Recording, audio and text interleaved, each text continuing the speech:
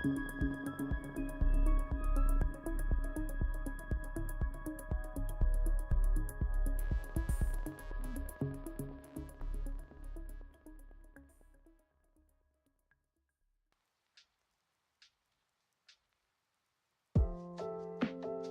friends.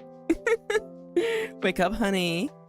It's time for nonsense. Welcome back. Welcome. Welcome back. Hello, everyone. The name is Maxi. Pronouns are they, them. And today, it's nonsense. Nonsense. Dino DNA. Was that the bite of 87? Only nonsense. Welcome. Today's nonsense only day. Welcome. Today's nonsense. Hi, Crow. Hi, Doppy. Hi, friendos. Welcome. Welcome back. So on Nonsense Day, we partake on ridiculous endeavors, and we just try to have a nice chill time. So yeah, welcome.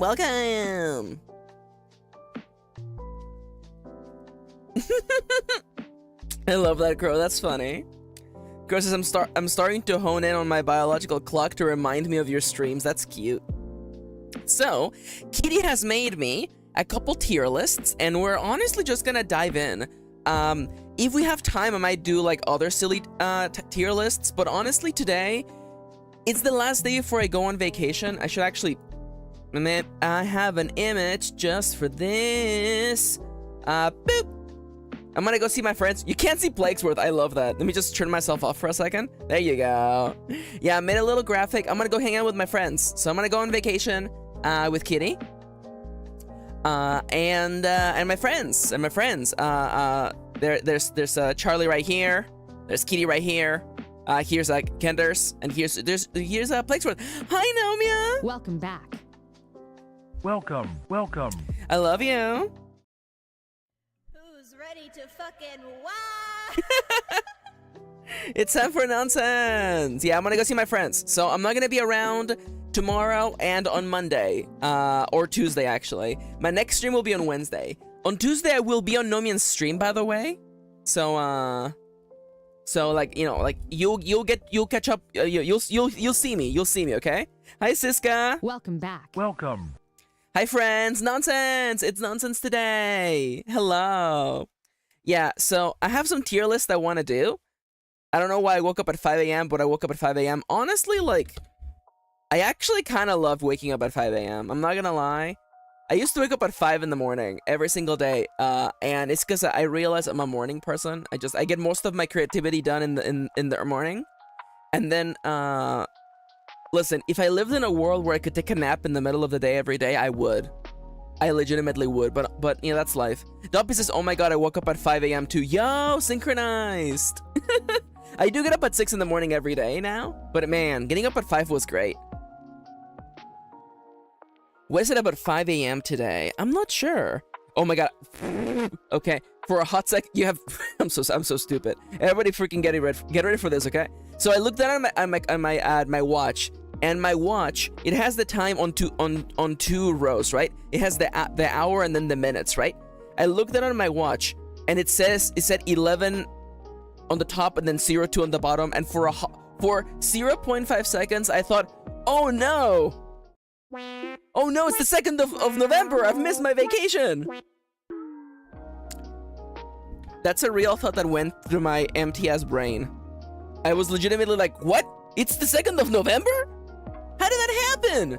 Nano's already started. Oh no, I'm late. I'm late for school. Anyways, yo, Bad Apple, by the way, wow. Bad Apple playing in the background. Also, by the way, don't this GIF I have on the background, definitely, and today's thumbnail, definitely don't think that this is me foreshadowing something in particular, by the way. I'm definitely not foreshadowing anything in particular. This is definitely not me foreshadowing anything in particular at all whatsoever. I would never foreshadow. I would never use a literal device. Or any literal device, really. I'm kind of useless with tools. Anyways, my father-in-law wanted me to help him fix a light bulb, and it took us like 4 hours together. So let me just tell you, I may not be the most useful person to get help from. Anyways, board games. Maxi would never foreshadow anything, says Nomia. It's true! Anyways, so, Kitty has made 2 tier lists for us today. And the first one is the big one, so let's just dive right in. This is a tier list of every board game we have ever played and or owned. So let's go.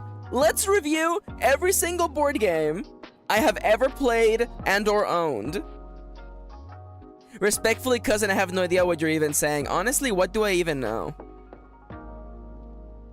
All right, let's go. So first and foremost, we have to make some categories. Have I planned this ahead? No.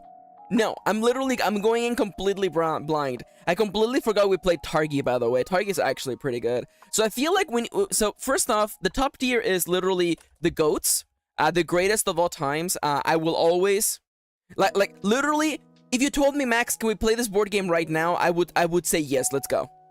Legitimately. So I'm gonna say like the GOATs. You managed to avoid Candyland, yeah. I never played like. I feel like I've played only half of like the most standard, like trashy Ameritrash board games like Candyland. I played Life once when I was in Mexico. So it's been a while. We play like modern board games as opposed to trash like Monopoly. So the GOATs, these are literally like GOATs. Every one of these games rocks. I mean, if I refresh the page, perfect. So yeah, this column is literally for all the games that legitimately just rock. These are the games that will always be in my collection, and the games that I literally love playing with my wife the most. Let me just see if there's one that I can just grab right away. We can just plop it in there so you get an idea. Let me just, where the hell is the Exceed fighting system? Let's go. Exceed, it's a card game, but it's not a trading card game. You don't have to buy booster packs. Instead, when you buy a box, you get a bunch of characters in it, and each character has one specific deck, and that is all the cards you will ever need to play that character. The creators of the system, Level 99 Games, are literally, they just finished their Kickstarter for the Guilty Gear version of this game. Exceed is, what if a fighting game was a tabletop game? And it is absolutely perfect. It has cross-ups, it has characters who have archetypes, it has systems, it is incredibly fun. Literally on my desk, I have the demo decks for the Guilty Gear Strive, the board game, the card game. Kitty and I did a match. I was Kai Kiske, and Kitty was Soul Bad Guy, and it was really fun, actually. It was really fun seeing how we were completely different players. It is Exceed.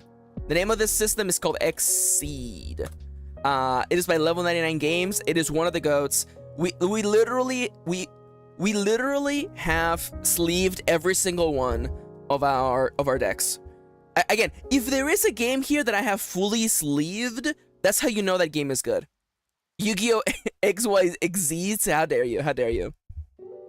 So let's begin at the polar opposites. Okay. So this game is bad and should be deleted from existence, and should be deleted. There you go. So games that fit in this category. Where the hell is Risk? Where the hell is Risk? Kitty, did you put Risk on here? There is Risk. Okay, so a relative who doesn't know about board games bought us Risk as a Christmas present because we didn't own Risk. Risk. Fun fact: Risk is so old it was invented before fun. Risk encapsulates all of the bad design ideas that old board games used to do. Player elimination sucks ass. If you're gathering 4 people to play a game together and 2 of them don't get to play for the latter 2 hours of the game session, that's a bad game. Secondly, this is a game of just slowly, dreadfully stopping all of your friends from having fun. So no, it's a bad game. It's a bad game, and delete it from existence. It's not. It doesn't have to exist. Now, right above games that should be deleted is just like games that are not for me. You know, somebody out there probably likes these games. They're not for me. I'll figure out an example of that. And between that, we have games that are okay. I'll probably never play them again, but they're okay. And then on A, we have like games that I like, but they are not the GOATs. There you go. So here's the deal, right? Max, you're like this rating feels kind of rough, but that's the reality, right? Like if I'm gonna play a board game, I want to play the board games that I really like. I'm not gonna play a board game that is a 4 out of 5. If I literally have the Exceed decks on my desk, I think I'll just play that. Oh, there should be a category for party games. You're so right, Kitty. Add a row below. There you go. And we're gonna make this one blue, a pink for party. Good at a party. Yeah, because there are games that are actually only good at parties, and Kitty makes a really good point. Thank you, Kitty. And actually, I think those games like go here. I actually, you know what? Because I feel like if I'm at a party, I'm not bringing the GOATs because these tend to be like crunchier games, but I'm not bringing these guys either. So honestly, I think party games go above games that I like but are not GOATs. All right, so let me just look through. Oh, Monopoly Animal Crossing. This one, okay, here we go, okay? Monopoly Animal Crossing actually changes the rule of Monopoly, and it actually brings in mechanics from New Horizons. It's actually an okay game, you know? I don't think I like it, but it's cute. It's cute, and you know, it came with little figures. Like, it has some production value. But it's also Monopoly, so the cards are literally like the cheapest card stock there has ever existed. So I'm gonna hit you with a it's okay. You included 3 Monopolies? Oh, fuck, Monopoly Fortnite. We keep wanting to get rid of this copy of Fortnite Monopoly. So they changed the rules of Monopoly to make it a battle royale. It's not good, but it's okay. It's okay. Yeah, there's Fortnite Monopoly. You know, they actually made where we drop in a mechanic. You actually eliminate players. You actually attack them. You build defenses. Like listen, somebody did their homework. Somebody actually did their homework when it came to Monopoly Fortnite. Oh my god, Nomia says, I remember when I was a little kid, my friend had a version of Monopoly that had credit cards and a little ATM. That's adorable. Where's the other Monopoly, Kitty?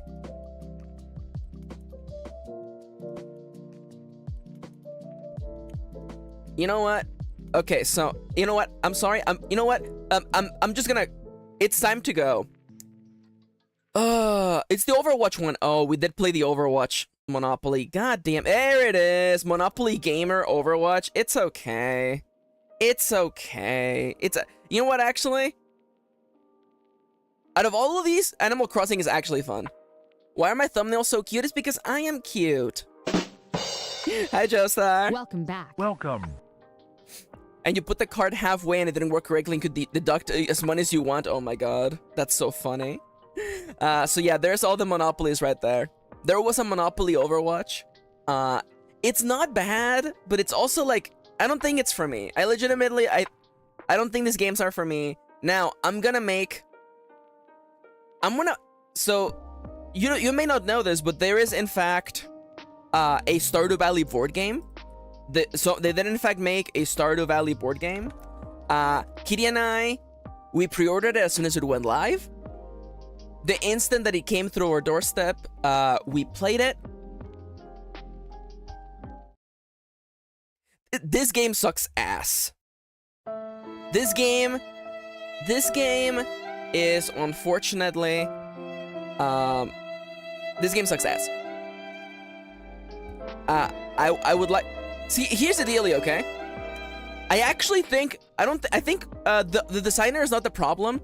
The problem is actually Concerned Ape. I think Concerned Ape is not a board game player, and his feedback on what the board game should be was actually atrocious. Joestar says, you've played every single one of these Monopoly clones? There is differences, yeah. Anyways, no offense to the designer, it's not your fault that that Concerned Ape actually like wrangled you in. I read the guy's like post-mortem on the game design, and I'm like, Concerned Ape was like, you should add loot to the game. And I'm like, no. This is a Stardew Valley game where you can fail? There's a failure state? And like, let me just tell you right now, okay? The amount of room you have in this game to not fail is like microscopic. You can legitimately spend your entire playthrough trying to do one thing and failing. They made it too much like an American game when it should have been more of like a Euro game. Yeah, it's true, it's true. Like, honestly, it should have been a game where each player has their own farm, and you get points, and at the end, you tally up how many points you got, and whoever got the most wins the Stardew Valley contest or whatever, you know? But instead, it's like, you're putting out fires like it's pandemic. It's so weird. It's such a weird game design concept. Wait, are they really Monopoly clones, or are they weird board game versions of the actual thing? It's a little bit of column A, a little bit of column B. Oh, Siskas, what's a Euro game? Alright, so there's actually two kinds of, there's two houses in the board game kingdom. There is the Ameritrash house, which represents the American style of designing games. Big, bombastic, very mean games. Think Monopoly, think Sorry, think Candyland, think Life. Games where it's basically kind of just rolling dice and just seeing what happens, right? It's basically Snakes and Ladders, the game. Euro games tend to be a lot more crunchy and have less directed player-based friction. Most of the biggest Euro games are actually German-styled games where the friction actually comes from a limited number of resources that players have to fight over. Instead of, oh, actually, kitty, on my turn I play this card that makes you lose all of your points, you know? Instead of me holding a gun to Kitty, I'm holding a gun to the farmer that has the crops that Kitty wants. That's the difference between American and German and Euro-style games. Now, I do want to make it very clear, not like Ameritrash is not necessarily a bad thing, okay? Sometimes you want to have bombastic fun, and we'll get to bombastic fun. But there's particularly the old school style of American games, like Monopoly and Risk, which are inherently not fun games to play in a group. And then the more newer games that are actually made by, you know, American game designers that are actually, you know, are actually trying to make games that are fun. Oh my god, Dallas, that's so good. So, unfortunately, the Stardew Valley board game is not it. It's not for me. And also, it's bad. It's bad, real bad. Yeah, see, Charterstone is a wonderful American designed game. It's a little bit more of a Euro than... But, you know, it's an American-made game that still has those elements. And you know what, let me go grab it right now. So, Charterstone. Oh, hi, Seku! Welcome back. Welcome. Oh my god, Seku and I just keep trading places. Also, Seku, your batch evolved! Seku has the pink Yanto! Let's go! It's nonsense today, so I'm doing tier list. I am rating every single board game I've ever played or owned. You're going in cows? Excuse me? Oh, we're going. Where we're going, we don't need cows. So I'm going on vacay. Yeah, Tseku and I, you know, one of us is vaca. That's so funny. Thank you. I'm going on a vaca. Okay, so Moontum's makes up a really good point. Ronnie makes a good point. So in Spanish, vaca is cow. But as you know, if you're a weeb like me, vaca is calling someone stupid. So to me, it was always funny. It's like, no, I don't like you, you cow. No, I don't have any attraction for you. I don't care what you think about me, you fucking cow. So yeah. So let's talk about Charterstone. See, because I'm about to blow your mind, okay? So, there is a special kind of board game that is called a legacy board game. A legacy board game is special because you play actually a campaign. You play that board game a number of times, and as you play it, you actually make changes to the components that come in the game. For instance, you put stickers on the board, you destroy cards, you gain new cards, and you actually follow a story. Charterstone is a town-building legacy game. Every player has one corner of the map, and over the course of a 12-session campaign, you actually put stickers on the map to represent what buildings you have. You get new workers, you remove cards, you gain new cards, you gain completely new mechanics, there's characters on cards, and you actually name them by writing on the cards. Charterstone is also available digitally, by the way, if you want to play it. It's on Steam and on the Switch. It is an absolutely lovely experience. Now, I don't think it's one of the GOATs, but I really liked it, and it was really fun. This was one of our first legacy games, and seeing, because a legacy game, the box comes with a bunch of little boxes that are closed, and you're not supposed to open them until told to do so. So there's an element of surprise. Now, I'm gonna tell you one spoiler that will only improve your experience. Yeah. Kitty says, I want to frame our board one day. Yeah, we have kept the game, even though, by the way, once you finish the legacy, you can still keep playing, by the way. But you can also stop. And I actually think it's cool that there's actually a board game that tells you, you know what?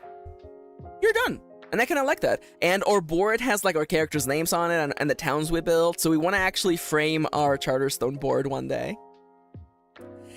So here's one of my favorite things, by the way, was when I realized that inside of the Charterstone box, there was a segment of the box with a fake bottom. And there was a part about halfway through the campaign where the instructions tells you to open the fake bottom inside of a container, and you're like, what? There was stuff underneath this thing the whole time? It's fun. It's like a little box of secrets. It's good. It's not really it's kind of like a one and done experience, and that's fine. And I feel like that's perfectly fine. Yeah, Kitty says, love a good false bottom. Speaking of party games, let's talk about Concept. Concept is a great party game. Probably one of the best. So what's Concept? In Concept, you have a board.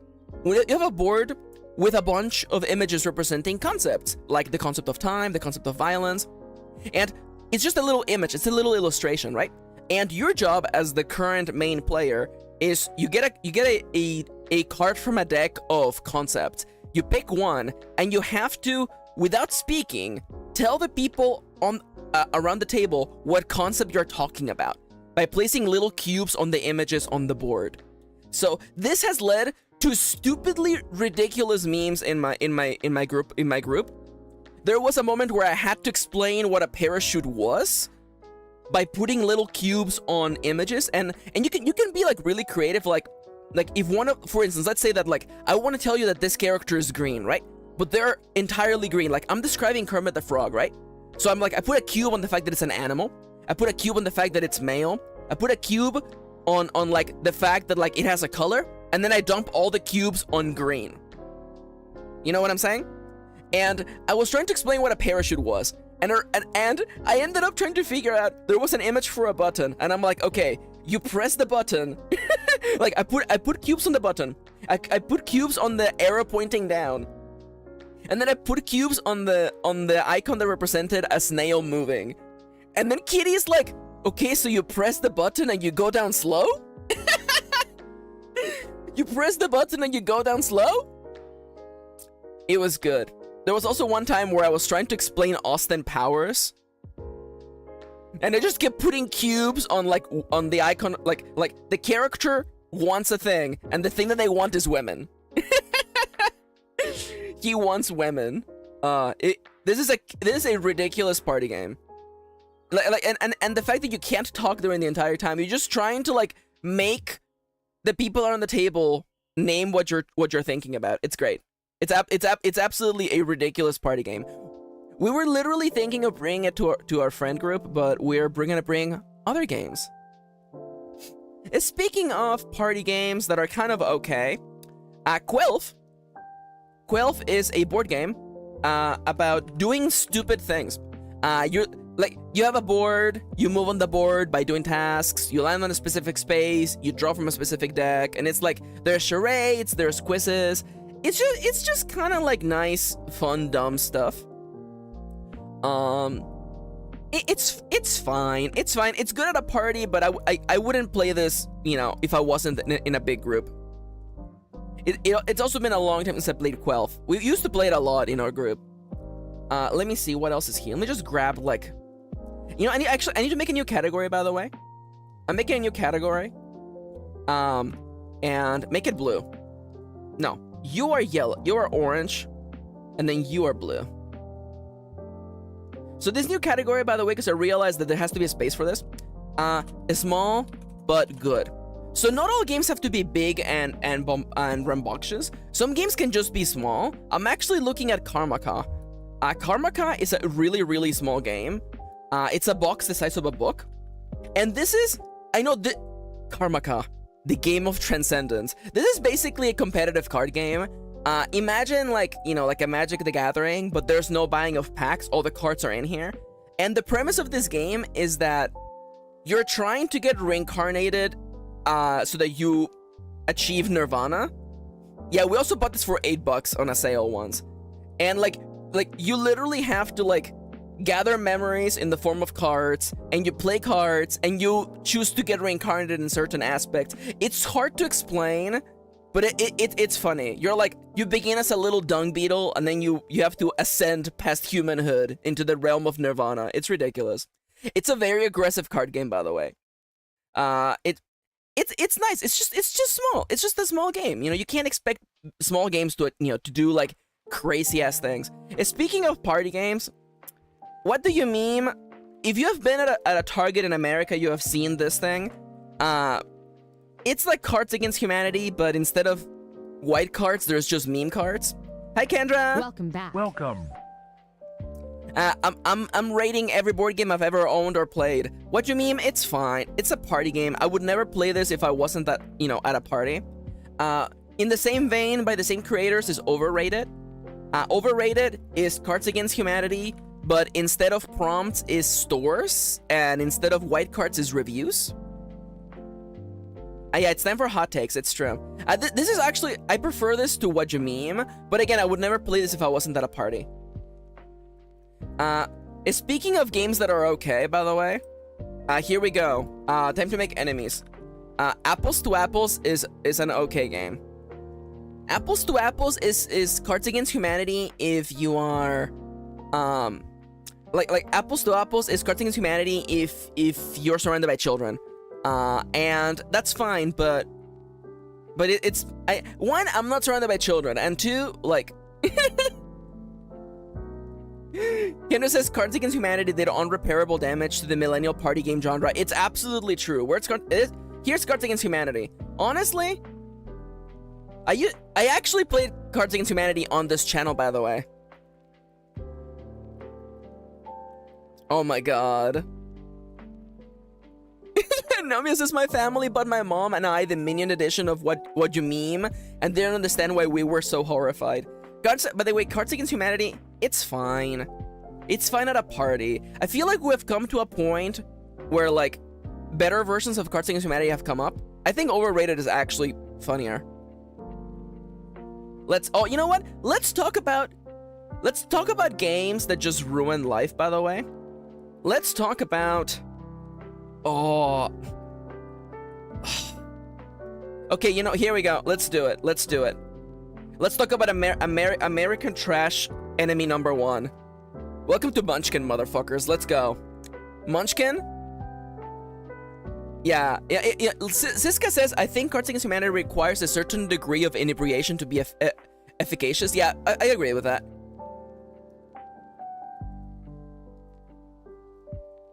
Oh my god, Kendra. So welcome to Munchkin. I fucking love Munchkin. I was so good at Munchkin. I was such a villain. I was the Joker of Munchkin. And I was so good that all of my friends started sabotaging me specifically so I wouldn't win. I once played an 8-hour game of Munchkin. I won. Munchkin, by the way, if you know what Munchkin is a card-based game that simulates being a group of adventurers in a dungeon. There are monsters, there is gear, and the hilarity is that you basically build your character as you go. And So, like, your character has no race until they pull a race card, which I actually think is kind of cute. Your character has no class until they get a class card, which I think is really cute. And, like, you know, you have X number of things you can equip. Like, you can equip a thing in each hand, but if you get the item that is a third hand, you can equip a third hand worth of stuffs. Munchkin is the most zero-sum game of all time. Also, good night, Crow. So long, Bowser. Munchkin is an example of a zero-sum game. This is a game where only one player can win. And if all players are firing on all cylinders, there's a high probability that your game will go on to 8 hours, like the one that I played. By the end of those 8 hours, everyone was exhausted, everyone was tired, but nobody wanted anyone else to win. Munchkin also has a bunch of stupid expansions, and I own probably like 1,000 Munchkin cards combined. No, more than that, actually. And I love Munchkin, I actually do, but I could only really play it at a party. I can't play this with Kitty because it's a zero-sum game. Like, this is absolutely a game. No Mr. President on this tier list, bad list, get out of here, Kendra. It's about games I've only played. I love Munchkin. I absolutely love Munchkin. I really, really do. But I can't, also, I know that if I go back to playing it, people are gonna hate me. I used to be absolutely evil in that game. Okay, Kendra says, I'm obsessed with this game. All right, let's go. Never gonna give you up, place. Let's go. Mr. President, the American presidency, 2001 to 2020? We gotta look that up, Kitty. It looks like a Euro game. I love it. All right, so Munchkin, I like, you know, like, look at the playtime. What's the playtime? The playtime is 360 minutes to 600 minutes, excuse me? All right. It only has one player? The fuck? Yeah, it's not that complex. It's a 420 out of 5. All right. So again, this is my list of games that I would want to play. If I could bring all of my Munchkin decks to my vacation, I would, but I like having friends. Let me see, what else here is like really easy to take down? And speaking of party games, even better than all of this is the Game of Things. The Game of Things is a lovely party game where all players get the same prompt and everyone... Oh, by the way, Kitty has a great example, by the way. Munchkin is kind of like Mario Party if Mario Party was about actually stabbing your friends. Maxi didn't read the categories. Kendra, I have a lot of... I have a lot of things to go through, Kendra.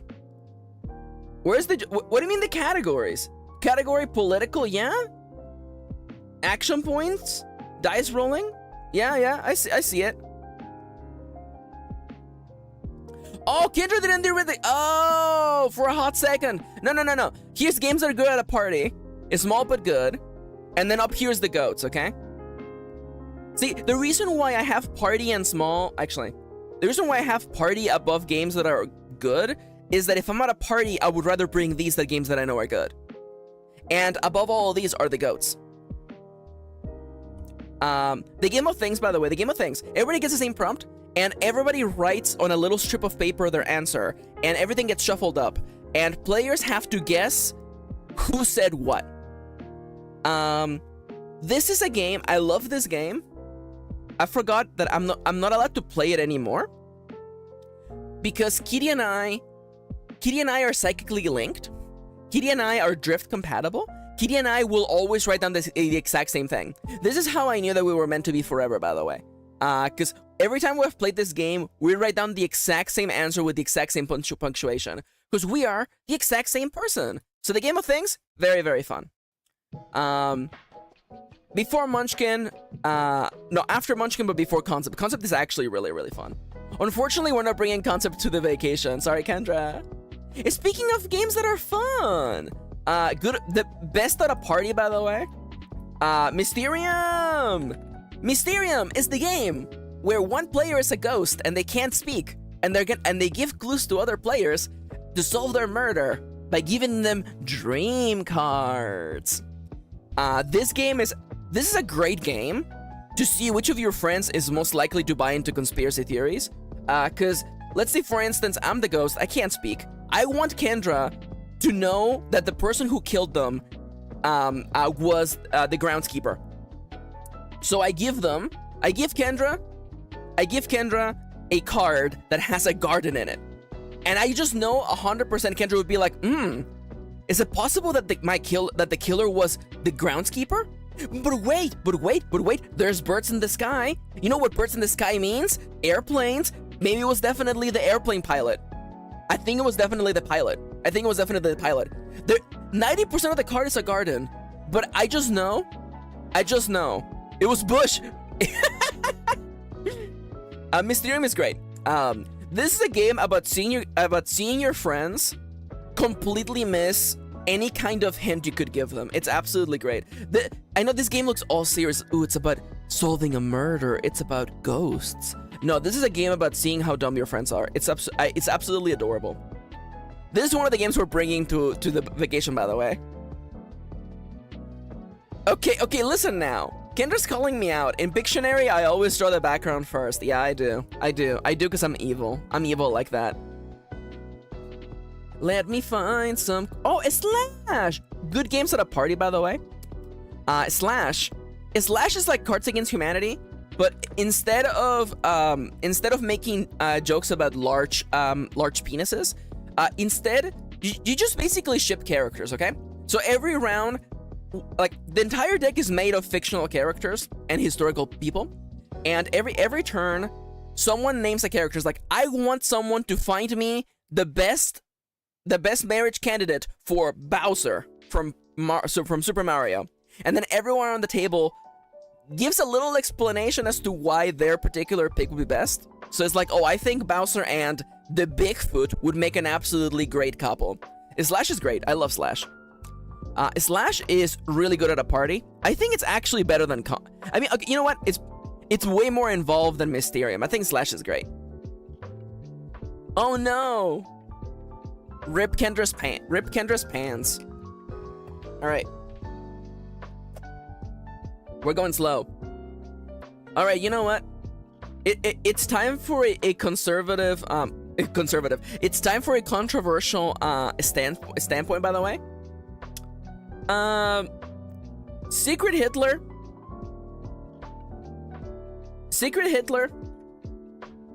is not for me.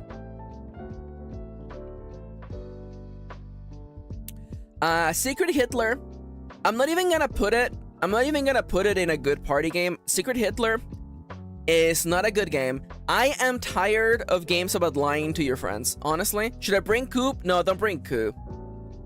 I am tired of games about... Also, Kendra, you can't... You don't have space in your bag! I'm tired of games about lying to your friends. These kind of games benefit only a specific kind of player. I mean, if you want to, but like, this game is for the kind of person who is okay manipulating their friends. And honestly, I'm past the like I am pretty much a chameleon, so like I could play a game like this, but I always feel bad playing against players who are not used to this kind of stuff. This is the most kind of board game where you can have half of the people at the table are having fun and the other half are just miserable. And people come out of this experience like, oh wow, my friends really can just lie to you sometimes. I don't like it. It's a bad vibe. It's not for me. It's a bad vibe. I don't like it. Let me put this all the way over here so I don't keep bringing it up. Honestly, it's not for me. It's not for me. It's not for my friends. Oh my god. Sorry. We do in fact own a Hero Academia card game. This game is like...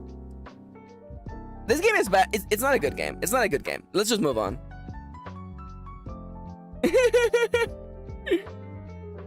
Yeah, no.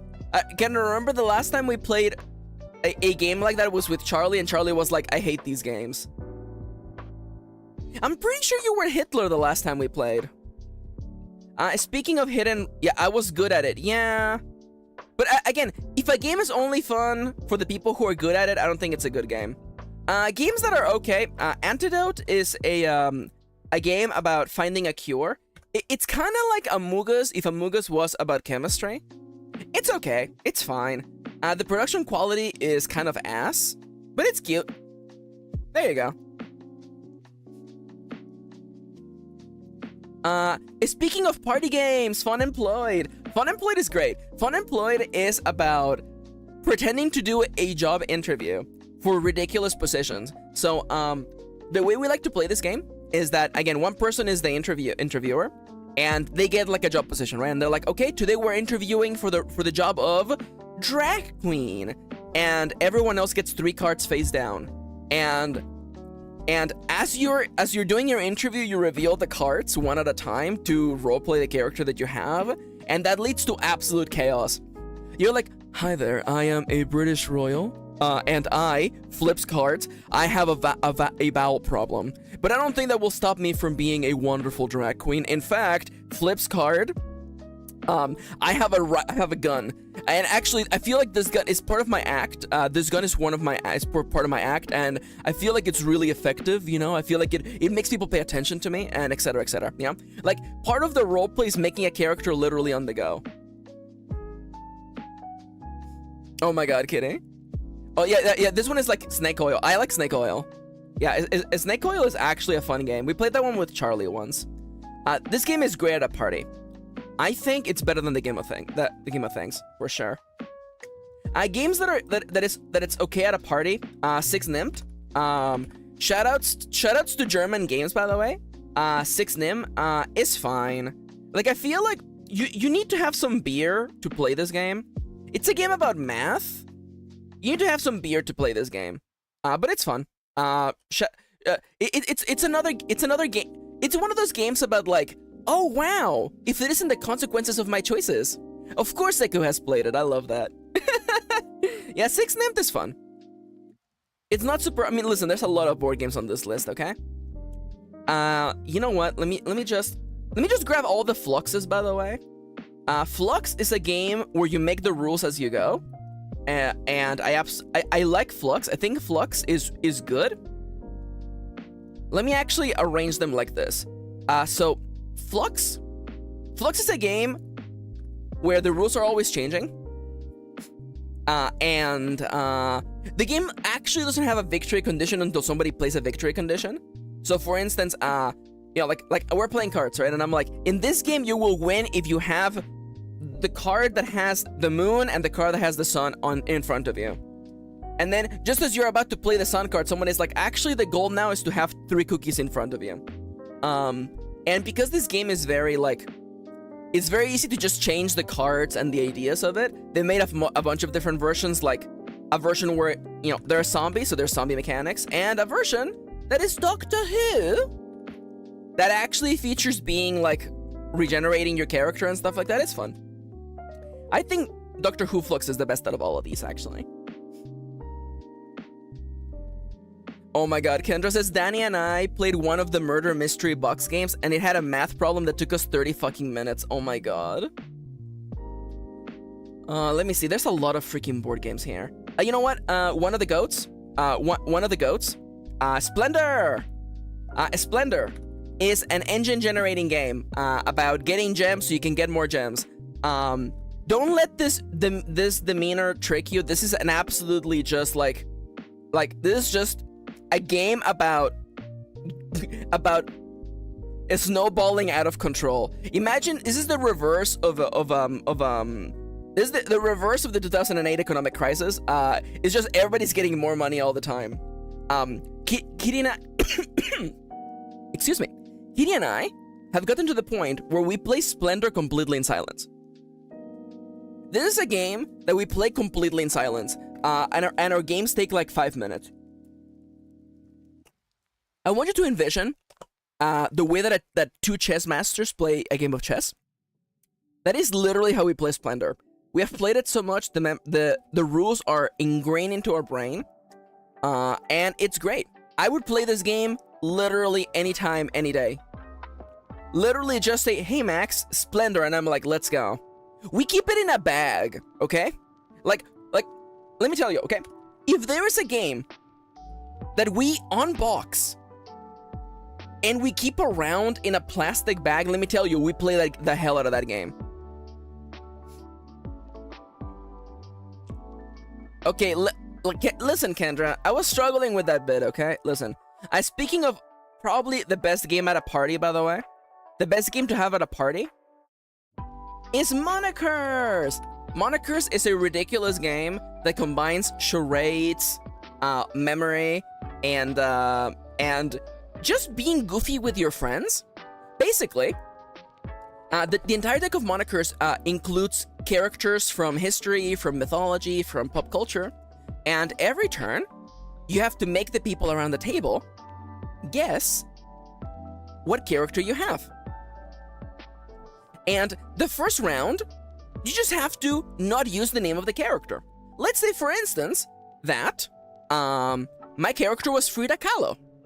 I want you, Kendra, don't worry, you will like this game. On the first round, I just have to tell you, okay, Mexican painter, she painted like herself, like ripped open like several times, and then Kendra goes, oh, that's Frida Kahlo. There we go.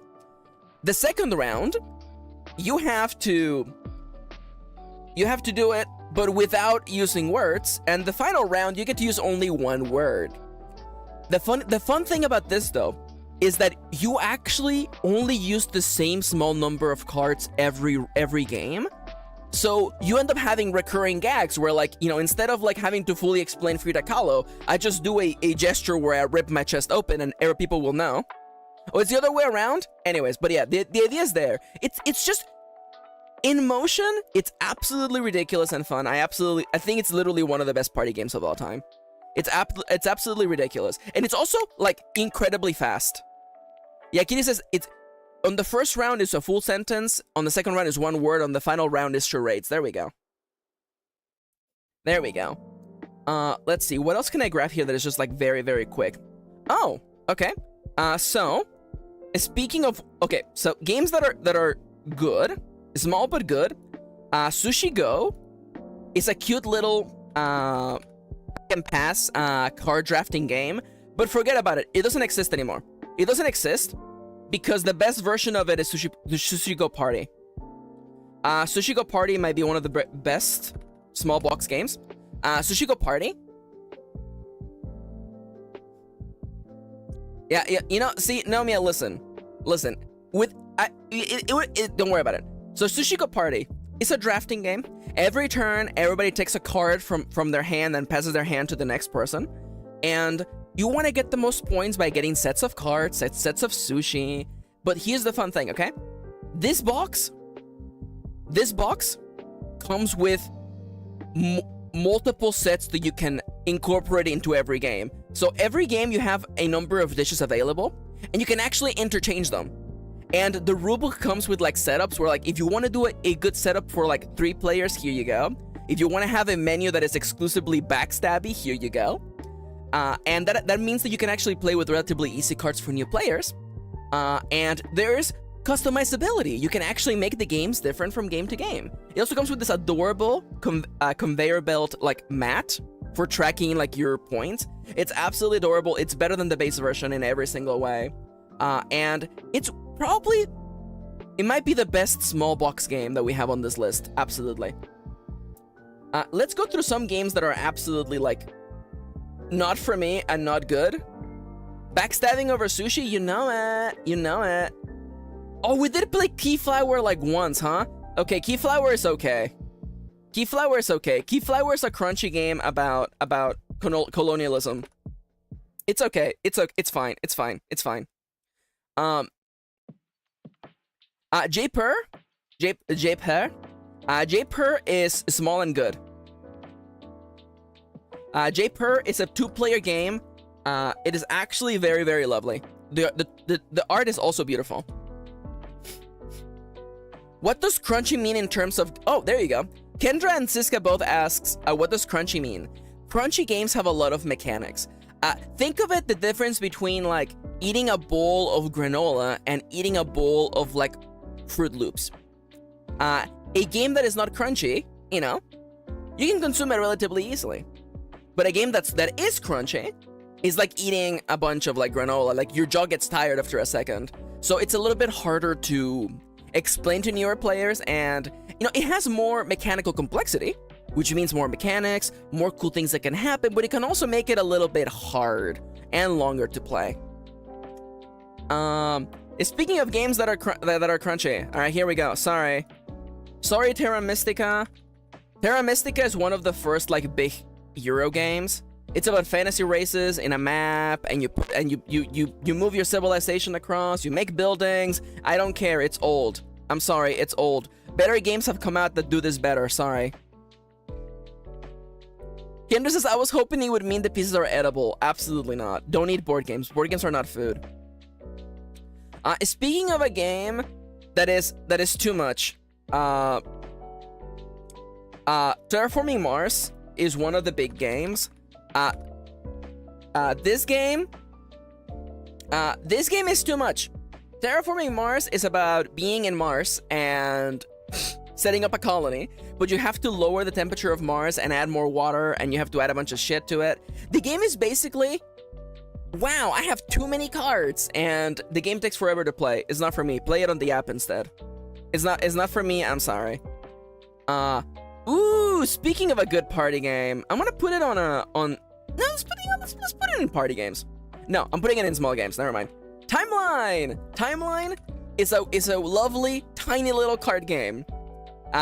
In this card game, it has a bunch of little cards in it, and on the cards have an illustration on one side and a year on the back. Your job during your turn is to place it on the timeline. The first person to empty their entire hand wins. If you place them in the wrong place, you have to draw additional cards. So it's kind of like Uno, but it's also about your knowledge of history. I absolutely love it. Every time I play this game, I destroy people because nobody remembers that China invented gunpowder in the freaking in the 800s.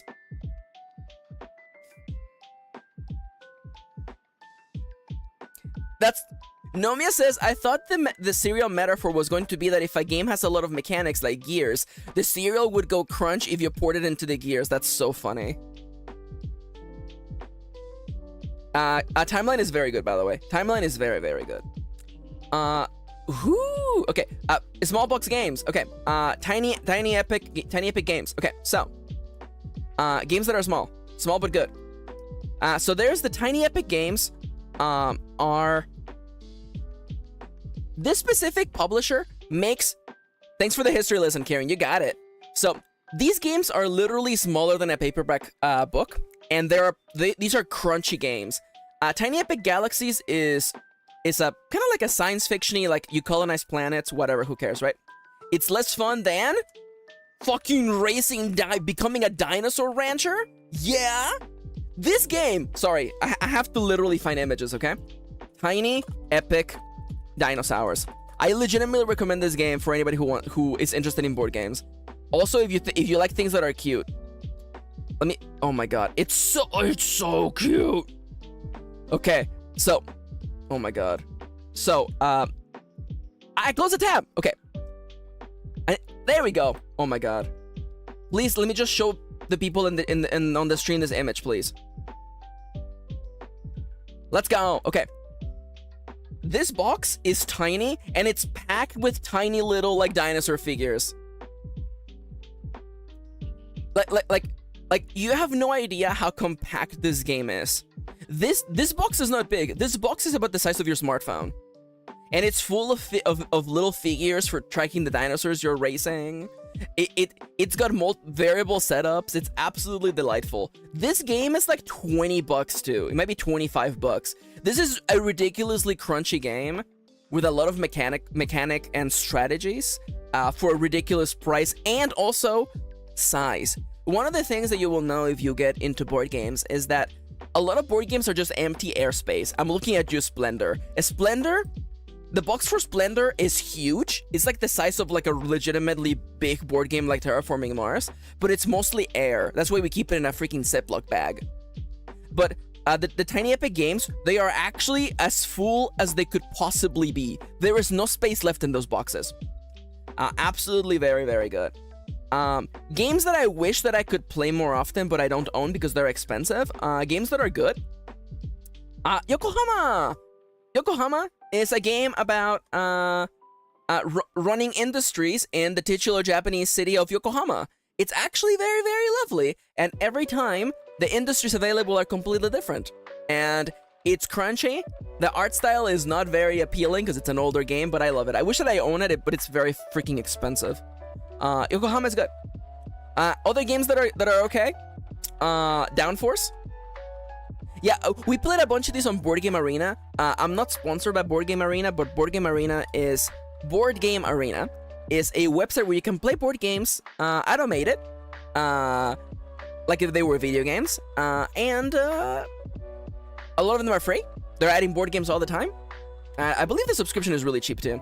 But yeah, it's actually a relatively really fun website. Nonetheless, next board game, Downforce. What if there was a board game? What if there was a board game about racing Formula 1 cars? There is.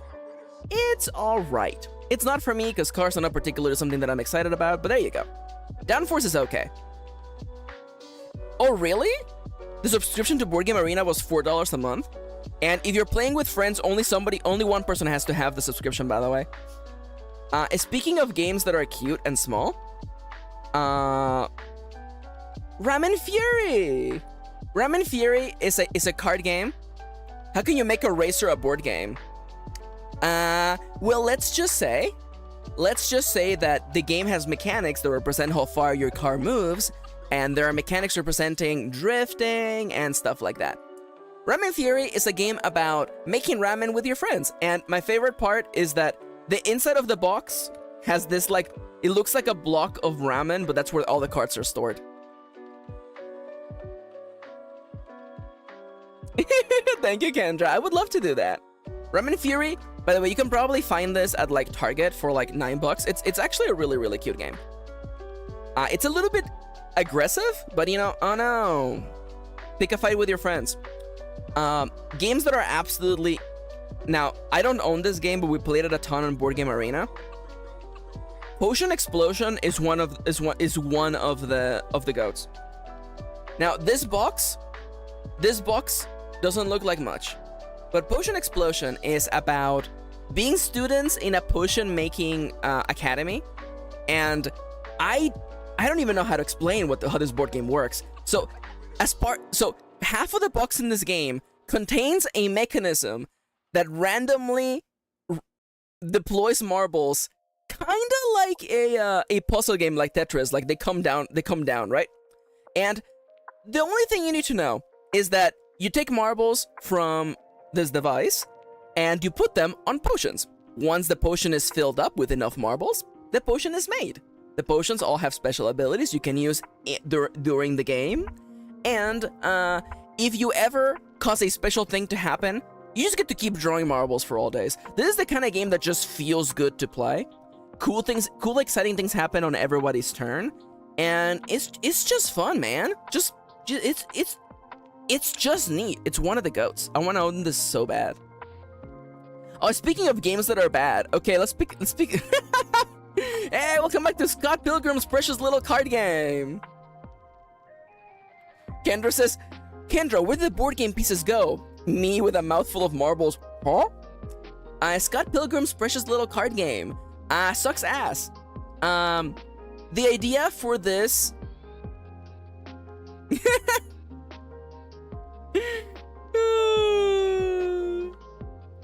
Scott Pilgrim has had multiple board games. This is a card game. It does this thing where like the cards are double-sided, so one side has a thing and the other side has another thing. I don't think this game does a good job. Also, Scott Pilgrim sucks to begin with. Scott Pilgrim's got a bunch of really weird like things in it that I don't really appreciate.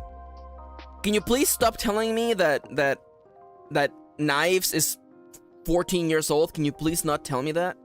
Literally everyone is like, hi, my name is Scott Pilgrim. Here's my personality trait. My personality trait. And these two is like, he's gay and she's 14. I'm like, shut the fuck up. Shut the fuck up. Shut the fuck up. It's bad. Delete it. Speaking of games that are like okay at a party, Half-Truth is a game by two unlikely people, by the way. Ken Jennings, yes, the multiple times Jeopardy winner, Ken Jennings, and Richard Garfield. Yes, Richard Garfield, the man who created Magic the Gathering. Both of them created a board game together called Half-Truths. And in this game, it's a trivia game where there is a bunch of lies in there. And as part of answering the questions, you also get to bet on how people are going to react. So it's basically like betting on during a trivia, and it's fun. It's okay. It is mostly funny that Richard Garfield and Ken Jennings made this. Richard Garfield of lasagna fame, it's true. He's not only a cat, but he also invented Magic the Gathering. What are you doing with your life? Kitty, we haven't played Pokemon Master Trainer. It's okay. Kitty owns a copy of Pokemon Master Trainer. In pristine condition, by the way. This game is absolutely Ameritrash all the way, by the way. This game is this game is basically Snakes and Ladders. This game is Snakes and Ladders, but with Pokemon, except it pretends to be like a serious game. It's not. This game is absolutely trash. But we own it. It's okay. It's okay. Oh, let's talk about him. The one, the only. One of the greatest games of all time. Wingspan. Birds. The Final Frontier. Wingspan, developed by a lady game designer, by the way. Wingspan is a game about having your very own bird sanctuary. Every single card is a completely different bird. There is not a single repeated bird in the entire deck of over 150 different birds from the Americas. Every card gives you little tidbits about the birds, but most importantly, every bird has a different mechanic. And here's the deal. Oh yeah, it's on Steam, by the way. It's on Steam and on Switch. You could play it. So top level, it's a game about birds. You know, it's a game about birds. Let's talk about the crunchy parts, okay? This is what is known as an engine building game. You basically imagine, well, there's an Nomia says no Aussie birds. Later on they added an expansion. We actually own them. An expansion for birds of Europe, an expansion for birds of Australia or Oceania really, and an expansion for birds from Asia. We own them. We do. It's a lot of birds.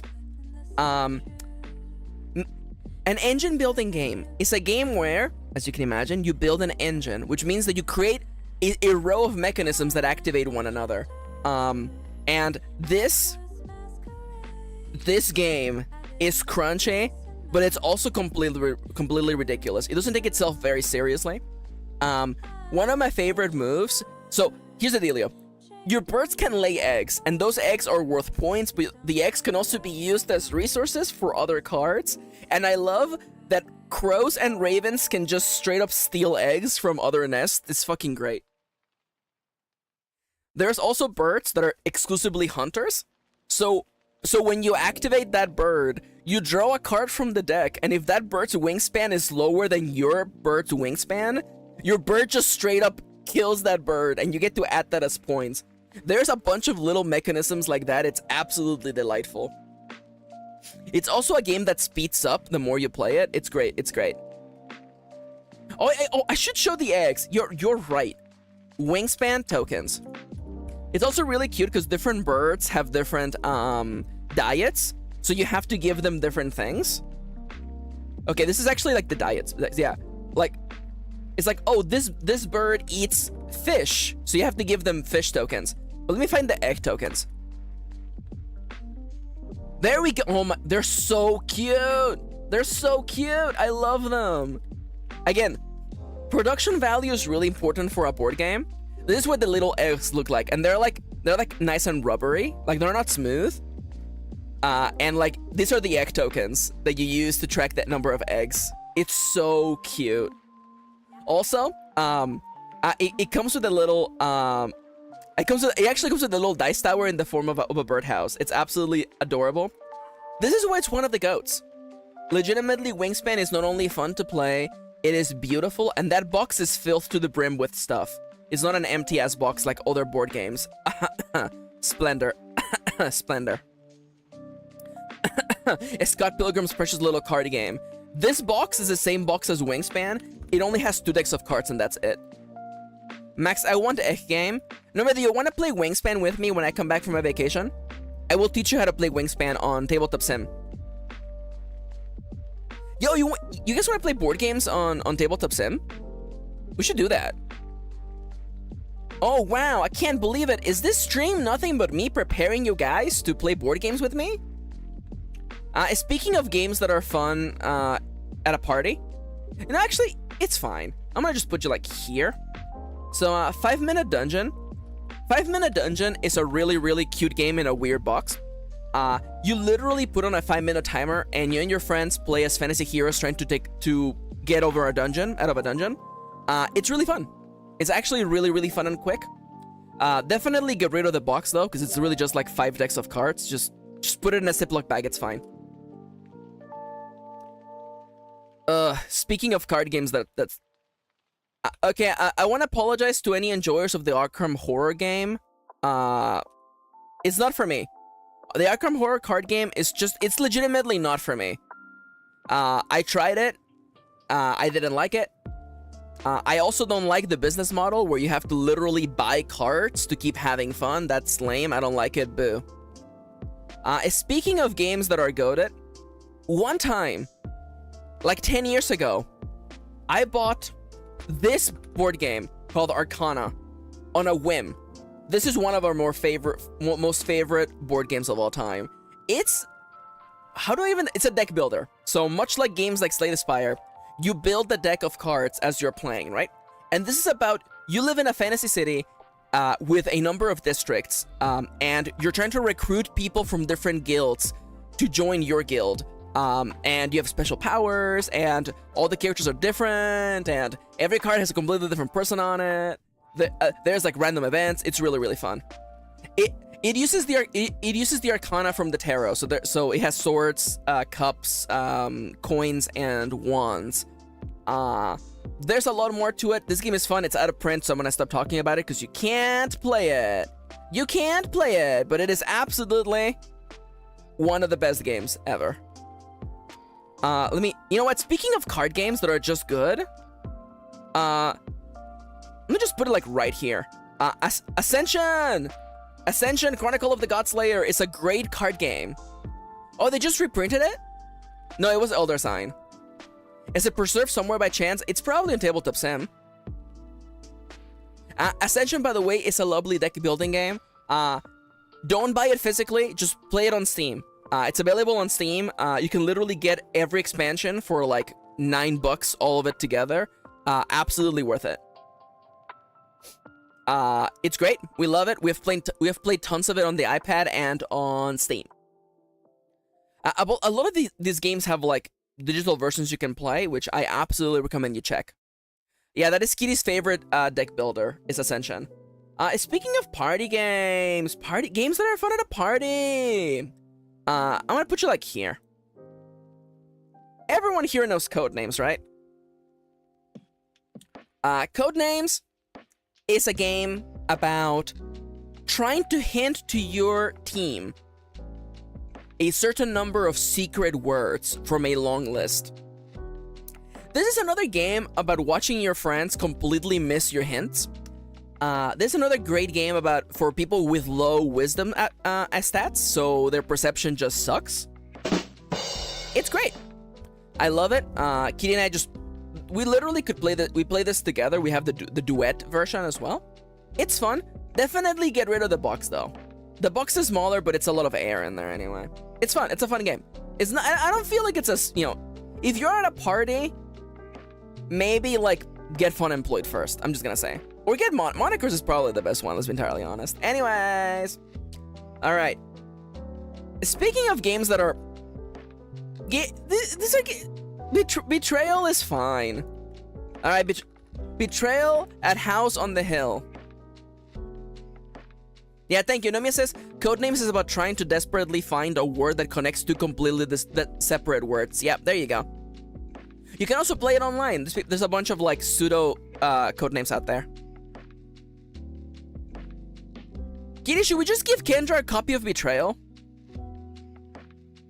I have not played NYT Connections yet.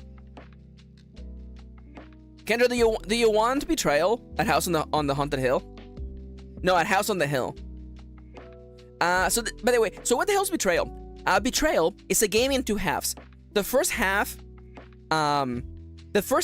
you and your friends are laying down tiles to get the layout of a mansion. And you're discovering items and you're finding traps and stuff like that. On the second half, you literally have to reference a book in the box that tells you, oh, by the way, the villain in here is, flips pages, it's a giant spider lady. And then a player gets to become that monster. And in comes the betrayal.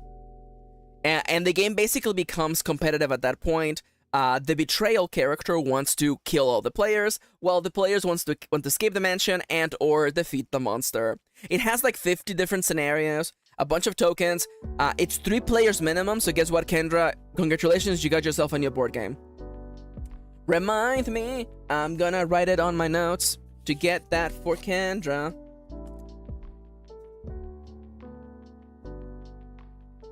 Okay, Kendra, by the way, I'm gonna tell you this now. I'm gonna tell you this. Kitty and I, we looked for our D&D books all over the house. We couldn't find them, so guess what? We'll give you Betrayal instead. We'll see if we need to mail it. Yeah, well, we'll see. We'll give you Betrayal instead. Yeah, honestly, we looked everywhere. We can't find my player's guide. We found other stuff, though. Let's see. What else? Demon Worker. Okay, so we own a bunch of like little Japanese games, by the way. No, like I think Betrayal is good. I think Betrayal is a fine game. It's just like it really kind of isn't for me though. Now, we love having their logo sucks, but Japanime games actually they translate and bring over a bunch of Japanese board games. Demon Worker is one of them. It's a worker placement game set in hell. It's adorable. It's very cute. It isn't super crunchy. There isn't a lot of replayability.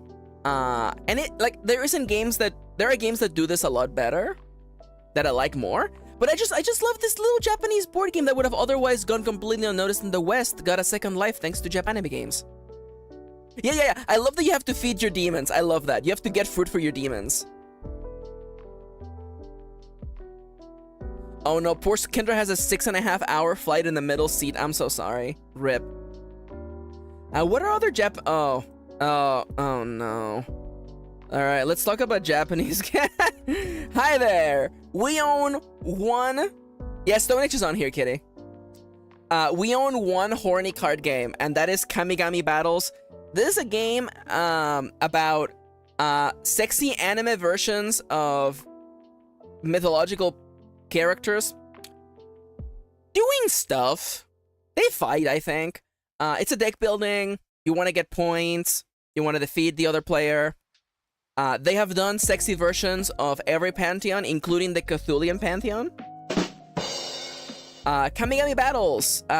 It's okay. It's fine. Where did I put it? I haven't moved it yet. It's okay. Do they fuck? No, they don't fuck. No, but they are sexy though. Yo, Ishtar is the one on the. There's also. Okay, I have to say there is also sexy anime men, by the way. So it isn't just boobies. You also get schlongs. If you like the schlong, if you like the boobie, you get those too. I want to oh, all right, fuck it, let's go. Gloomhaven! Alright. Gloomhaven, the original, is a huge box. It's a box the size of a coffee table. And it is basically a D&D campaign that plays itself, that has over 100 missions. And you move minis on a board, and you get items, and you level up your characters, and you open up new characters, and you retire characters, and you put stickers on the board. That version costs over $100. Gloomhaven is a more affordable version of the game, about half as many missions for, 1/3 to 1/2 of the price. It's fun. It's very involved. You kind of have to set up your entire evening to play this game. It's really good value if you want to get value from your games. It's okay. Like, honestly, like, it's not super for me. Oh my god. Chips. I miss Chips. I wonder where Chips is right now. Oh yeah, other games that we played that are okay. Hey, who likes to run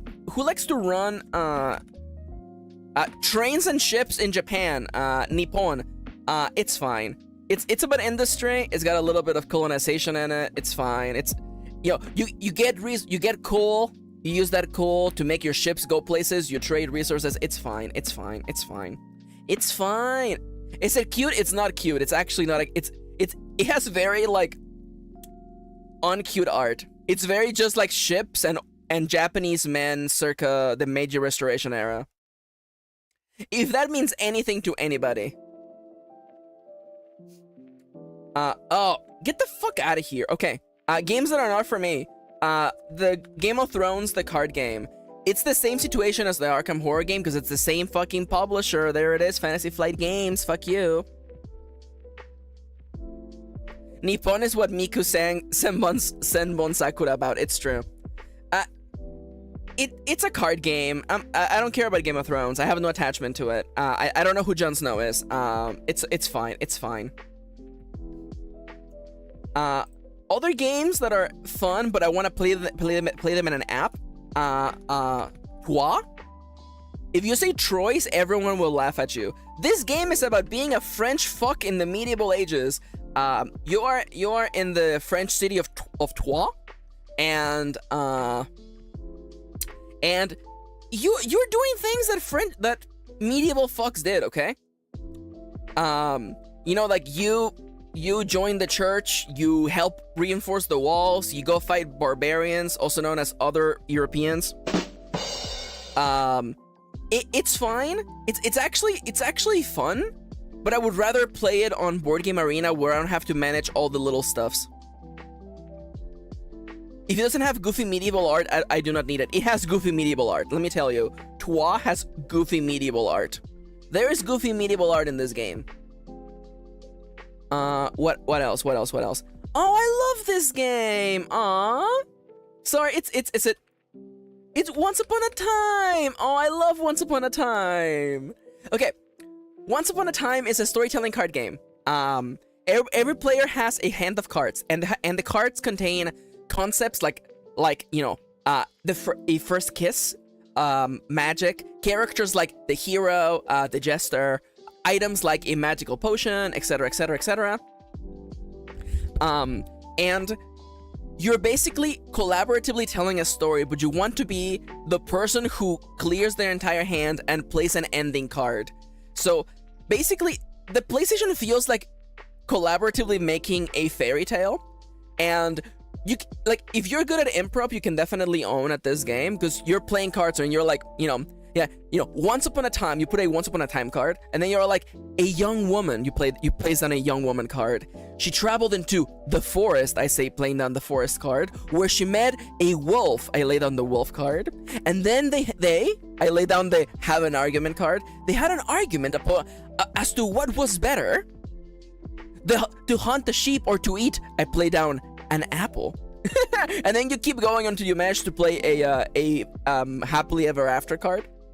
And it's just really fun when a player gets to just run with it, or when someone can just sneak in, because you can because if you have a card that makes sense for what's going on in the story, you can just interrupt at any time. It's great. I fucking love Once Upon a Time. I think it's out of print, but it's lovely. It's lovely. You can probably find it somewhere. I got mine very, very cheap. Let's see, what else? So there's something you need to know about me, okay? I'm a giant weeb. So if your game is set in Japan, I kind of already like it. But out of the games that are set in Japan that I like the most is actually Tokaido. See, because Japanese games are like, you're a samurai in the Sengoku Jidai, in the Warring States period. Or like, it is the Japanese Industrial Revolution, and you own a company, and you want to have ships and coal, or, you know, the World War II troubles. Tokaido, it stands out because it's a game about going on vacation. It has really, really cute art, and your characters are going from west to east, all over medieval Japan, and you're on vacation. So what do you want to do on vacation? Well, you want to go to hot springs, you want to do some painting, you want to get some souvenirs for your family, and as you move from region to region, you can't go back, you can only move forward. So it's all about like figuring out what you can do with the time you have at every stop along the way. And it has a fun system where, like, if a player goes somewhere, you can't go there. So for instance, let's say that along my trip, I want to keep painting because I'm getting a bonus to the number of paintings I make. But Kitty just stopped at the next location that has paint on it. So I'm like, where do I go? Well, if I go here, maybe I can take that turn later. And there's a lot of thinking about that kind of stuff. The art is adorable. It has a really, really cozy theme. Again, I love the idea of going on vacation because we live in a capitalistic nightmare. I'm taking a vacation, so what the hell do I know? It's cute. It's very, very fun. It's about Japan, so I like it. Now, let me take a sip of water before I talk about another one of the goats. Yeah, another game that is similar to Tokaido is Trekking the World, but Trekking the World is not about Japan, so I don't like it as much. Trekking the World, it's a game about moving all over the world, collecting items, basically like gathering things, making discoveries. There's a lot of real world landmarks and like archaeological sites. It's basically a race to see who can gather the most like things, and it's fun. I like it. It's not about Japan, so I find that less interesting. And now, water.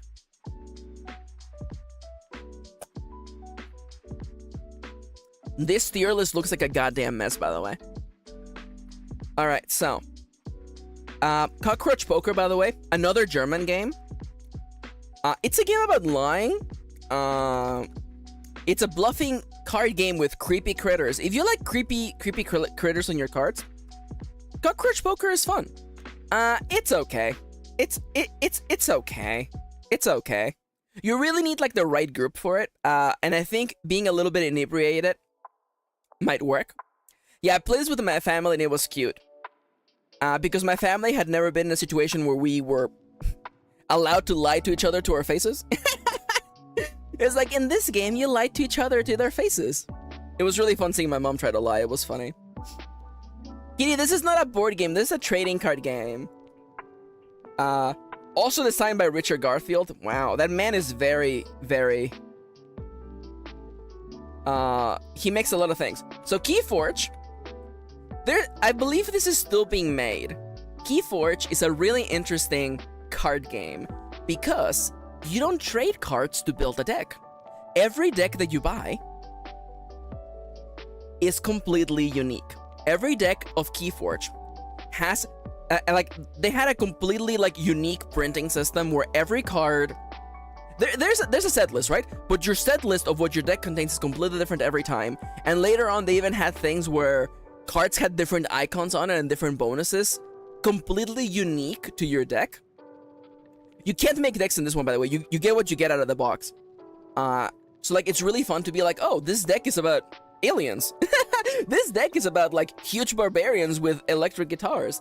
And the game is also interestingly not about fighting your enemy. It's about actually like getting something. Nomia says medieval art discussion. Okay. Oh yeah. If you ever feel bad about your art, remember that this is what it used to pass for art, by the way. Keyforge is very fun, by the way. I hope that it keeps being alive. They were talking about making a PC version of this, like a computer app version of this, which I hope they do, because the game is really, really fun. Like, it plays completely differently to something like Magic the Gathering or anything like that. It isn't like I deal damage to my enemy, which I really like. Yeah, that child. Speaking of games that are, like, cute, this is a game more for, like, you know, if you have, like, younger children. Go Nuts for Donuts is a drafting game where you basically want to collect donuts, because donuts are tasty. It has a bunch of like nice, interesting like schemes in the game. There are mechanics that make you go, oh, that's really fun. It is definitely more for like a younger crowd, but it's very cute. That's why it's still in the collection. Also, Go Nuts for Donuts is actually kind of a really, really funny name. Now, speaking of games, see, just being... Oh, you know, it would be better in parties, actually. Kitty's correct. Where did I put it? There you go. It's better in a party. If your game is just me in Star Twinkle Precure going nuts for donuts, how dare you know, man? So if your game has a Japanese aesthetic, doesn't mean I'm gonna like it. Kami-sama is about being a Japanese god or deity and helping a small little town. It's okay. It's okay. It's okay. It's okay. It's, you know, listen, there's like 100 board games on here. They all can't be good. And this just goes to show that, like, just having a Japanese aesthetic is not enough. Wow, look at this wall of games set in Japan, by the way. Yokohama, Nippon, and Kami-sama. Wow. I really am a dummy. Let's see. What else can I grab here that is, like, easy? You know what? Let's go. I should do the granddaddy first, though. All right, let's talk about Catan, formerly known as the colonizers of Catan, then the settlers of Catan, and now just Catan. Klaus Teuber's masterpiece, Catan. Catan is one of the earliest Euro games. These are games about non-direct player conflict. Teuber, thank you. Klaus Teuber.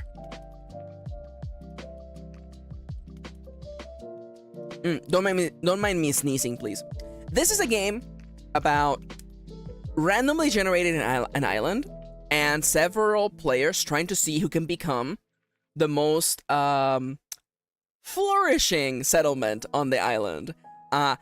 The one thing you have to know about Catan is that the creator didn't make this game to be a hardcore pro gamer MLG strats. This is a game to play with beers and pretzels. This is actually a casual game. This is not supposed to be a serious game. This is actually a silly game. And from that point of view, I actually think it's a good game. It's not one of the GOATs, but I think it's a good game. Yeah, well, because gamers will ruin everything. They also have like serious Catan tournaments, which is hilarious to me. So, along the same lines, they have made a bunch of different flavors of Catan. They made Catan Rise of the Incas, in which you actually have to start over your settlement several times to indicate the shifting of clans and tribes in the Incas. It's cool. It's okay. Base Catan is fine. Oh my god, I love that. Nomia says, I remember playing Catan with my dad and bribing him with my love in real life for some sheep. I love that. Blakesworth loves doing this bit where he's like, I trade you sheep for sheep. I give you a sheep, you give me one sheep. Which is absolute nonsense, by the way. Speaking of games that are nonsense, no, it's okay. Okay, I guess it's small but good. Catan, the dice game. The first time we played this, I got the rules wrong, and I got like 10 times as many points as Kitty. It's fine. It's Catan, but you roll dice instead, and you write on a sheet of paper. It's fine. It's fine. We have Catan at home. Okay, so one of the most unique card games on this selection is Gloom. Gloom is unique because of two things. First and foremost, the cards in this game are transparent, which means you can overlay them on top of one another. And you have to do that because in this game, you play as a family of Victorian-era aristocrats and the horrible things that happen to them. This is a game about Like if you can't get into the role-playing bit of your family having a terrible fucking time, you can't play Gloom, unfortunately. Oh my god. Oh, hi, Dale. Welcome back. Welcome. We're talking about board games. Kendra says, the first time I played Catan, we didn't know about the robber rule, so we had piles of cards each. Excuse me? The robber is such a good rule, though. Yeah, no, this is legitimately a game about bad things happening, and it's great. It's actually really, really fun. You need, like, the right group of people to play it, though. Because, again, if people in your group are not okay with, like, describing bad things happening to fictional characters, they will be like, no, why would I want to do that? I don't want my character to be sad. And welcome back to another episode of, whoops, this game has a Japanese aesthetic, it must be good. Let's talk about Machikoto! Machikoto is like Catan, except it's cute and faster. In Machikoto, you build your very own Japanese small town, and you get more buildings in your town by purchasing cards, and your cards can make money depending on what dice gets rolled every single turn, even if it's not your turn. For instance, there's a whole system of, like, let's say, like, fields of crops. They generate anytime anybody rolls a particular number on their dice. But there's also cards that represent how you are taking people away from other people's towns. So, for instance, if I have a restaurant and people in Kitty's town come to my restaurant, I get the money instead. It's a lovely little game. It gets kind of cutthroaty, but it's fun. It's very, very light. I was almost considering bringing it to our vacation, but we don't have space. And again, see, I am rating all the board games I've ever played or owned. We're just doing tier list. I have another tier list coming up after this. It's fun. It's really, really cute and fun. My only issue is that it can get a little aggro sometimes, especially, like, this is the kind of game where a player can go for, like, an entire round without getting any money. Because they're like, ooh, you rolled a 2, I get 1 penny because of my field of apples. Ooh, you rolled a 1, I get another penny because of my field of wheat. Oh no, Maxi rolled a 3, which means they get to take all of two of my coins. because someone is going to buy things at my fast food restaurant.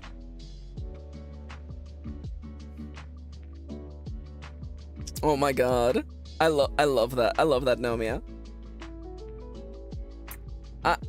Okay. Kitty really likes this game. I think it's okay. And I bought this game.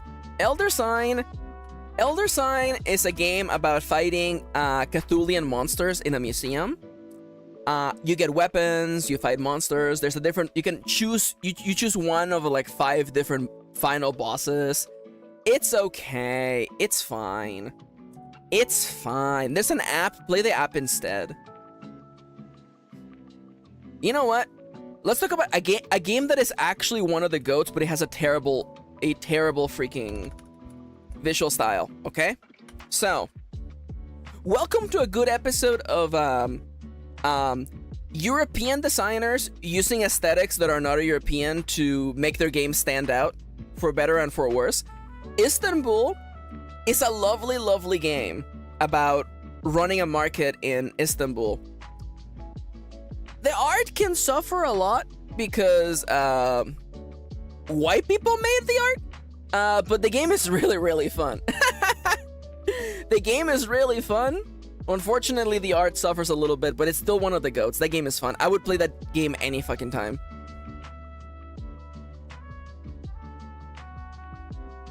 Oh, that's funny, Naomi. I love that. Let's see. We're almost there. Speaking of the GOATs, by the way, this might be one of the greatest board games of all time. Concordia. With its new kind of okay art. Concordia might be the best designed board game that's ever existed. It is a game about being part of a merchant family in Italy. Or I guess Rome? Whatever, it's fine. It's modern day Italy, it's fine. And what makes this game incredibly cool, okay? is that in most board games, you have a list of things you can do on your turn. And for new players, it can be quite daunting to be like, I can do what? I can do so many things? I can do 5 different things? In Concordia, your actions are part of the hand of cards you have. So you can see exactly what you can do because you have a hand of cards at all times. And when you want to take an action, you play that card into the discard pile, which means you can't use it anymore until you reload your hand. It makes it very easy to learn and very fast to play. Concordia is one of the greatest, one of the goatiest, by the way.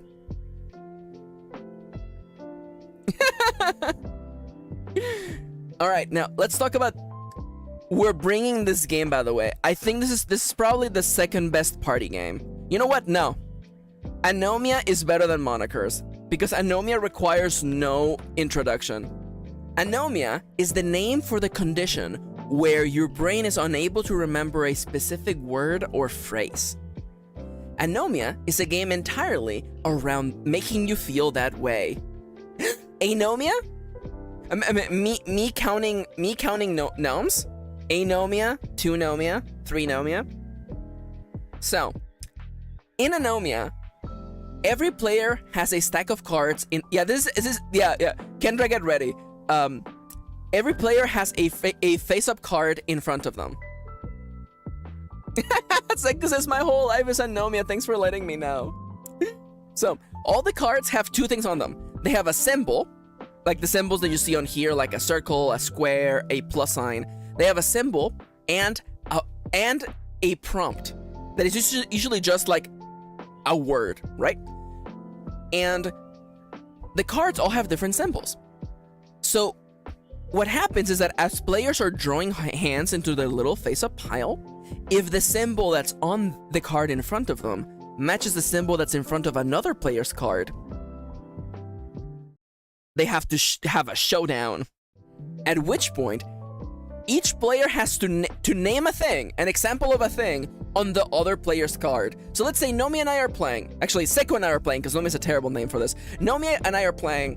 Both of us have a circle in front of us. My prompt is laser gun sounds, and Seku's prompt is TV channels. Both of us now have to name a thing on the other person's card. And so I'm like, name a TV channel, National Geographic. Boom, I get the point. If Seko had instead, before I said anything, said, pew pew, that's a laser gun sound, Seko instead gets that point. And so you can have situations where, like, you can have a cascade, like, I guess Seku's word, so I get to take that card, which reveals the previous card on Seku's pile, which makes Seku have a showdown with Kitty and Kendra. And it's an app. There's nothing funnier when you're playing this game and 2 people don't realize they should be having a showdown right now. That happened the last time I was playing with my family. My dad and, like, my brother didn't realize that their symbols matched, and everybody was looking at them and they were like, huh? What's the matter? And then the face of panic when they realize, oh crap, I have to name a thing. It's great. This is an absolutely delightful game. Love it. It's probably the best party game. It's so incredibly light. Also, you can buy a really small version of this game that comes with like 2 decks, or you can buy the party version that we own that has 6 completely new and different decks. It's great. Lots of replayability right there. All right, so speaking of games that are replayable, you know what? I'm gonna say it, okay? Hi, Chips! Welcome back. Welcome back. For today's nonsense, I'm rating every board game that I have ever played or owned. You know what? Someone is gonna yell at me. Ticket to Ride is one of the GOATs. Ticket to Ride is a board game about making train routes across maps. There is an American version, there's of course European versions, etc. This is the basic American version. So Ticket to Ride is fun because it plays very quickly, but it's also a game about the consequences of your own choices. When you begin Ticket to Ride, you're given a maximum of 3 missions. You must pick at least one. So what are the missions? The missions are routes. So for instance, let's say that I'm playing with Kendra and Kitty and Charlie and everyone else, and my missions are connect a route between Los Angeles and New York City for like 20 points. It's huge. It's a big payout. But I don't know if you have noticed, but those two places are on complete opposite ends of America. Now, the route doesn't have to be optimal. As long as by the end of the game, you have connected New York City and Los Angeles, you get those points. Here's what happens though. If you don't do that, you lose points instead. So about the everyone that I've ever played this game with for the first time, about the halfway mark, they realize that they're not gonna be able to fulfill all their missions. And they're like, so what happens if I don't complete the mission, Max? You lose points, buddy. You can also get more missions later on. So you can just do what sometimes Kitty does, where it's like, fuck it, I'm just gonna get as many missions as I can, and whatever I complete, I complete. And the other thing you have to keep in mind is that routes are unique. So let's say, for instance, that Kendra and Charlie have already made routes from LA to San Francisco. I can't make a route there no more. So if I want to connect those two routes, I have to go all around California. It's great. It's great. It's very replayable. It's very rules light. I've played it with very young people and elder people as well. It's just lovely. It's a nice, lovely, light game. That's what's one of the goats. I'll play this game anytime, anywhere. Now, let's talk about a game that used to be very good. But something happened. I don't know if you know, but something happened that made it less good. Let's talk about Pandemic. Pandemic is a game where you're playing as members of the CDC. Yes, you're playing as members of the CDC. I said that correctly. As you're trying to defeat not one, but 4 completely different outbreaks all across the world. Yeah, the CDC. Yeah, there you go. No, Mrs. I'll play Ticket to Ride with a baby. I don't give a shit. Pandemic is really, really fun. Pandemic is a game about, it's a cooperative game, by the way. I think this game is fun. It's just a little bit hard to play this game, having lived through a pandemic myself. It's a little bit hard to play this game. It's also a little bit hard to buy into the fantasy that once you come up with a vaccine for a virus, the virus is eradicated. It's fun. It's a good cooperative game. I don't think it's a good game to play with people who are new, because it's a game with a hard failure state where everyone loses. And also, this game is you can have one player who knows what to do and they tell everyone what to do, and that's kind of not fun. It's more fun where everybody's working together. That being said, the better version of Pandemic is Pandemic Legacy. So I told you earlier, a legacy game is a game where you make permanent changes to the board over time. You destroy.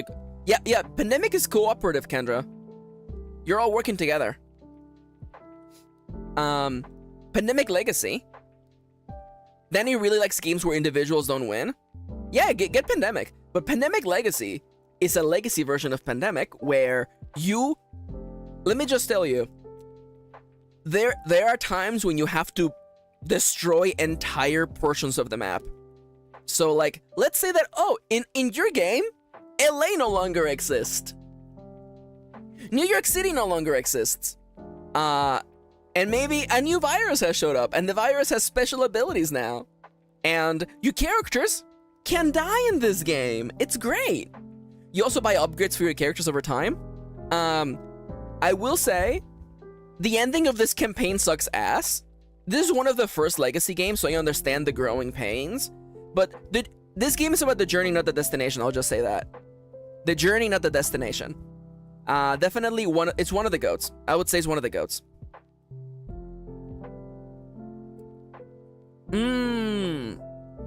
Okay, you know what? But I didn't put Charterstone in the goats. Okay, I'll put Charterstone in the goats then. There you go. That's how we balance it out. Speaking of games that are just nice and fun, Santorini is a 2 to 4 player game that is basically chess, except you only have 2 pieces, and you have special powers based on the Greek gods. This is a lovely game about, once again, the consequences of your own choices. A move that you made 5 turns ago suddenly makes it so you have to make a terrible choice. It's great. It's a lovely little tiny game. I like it. Tiny as in scope, not tiny as in box, by the way. Yeah, and like, it comes with a whole deck of powers you can use instead of just like basic like version of the game. It's cute. It's actually a really thinky game. I like it. It's great to play. By the way, if you want to play a game with your partner, definitely Santorini is one of them for sure. That's a really good game to play duos. Now, speaking games that are good, but I never want to play this game physically. Innovation. Innovation is, what if Civilization? What if somebody made a card-based version of Sid Meier's Civilization? That's what innovation is. Innovation is all about just picking research things and building buildings and building armies and just making choices. Play this game on Board Game Arena. Don't play it physically. Playing it physically is absolutely a pain in the fucking ass. It's cute. I'm never gonna own it physically. But it's cute. It's fun to play. Speaking of games, okay, so when playing a board game, I like to look for unique experiences, right? After you play board games for a long enough time, you end up noticing that quite a few games are similar, right? Like, you know, you have deck building games, you have drafting games, you have engine generating games. So you end up looking for things that are unique. And there's a few games that are as unique as Role Player. Role Player is a board game about rolling dice to generate D&D characters, basically. You have to roll dice to generate their stats. You have to get gold to get them equipment. You have to get them feats. You also, let me actually show you what the player board looks like.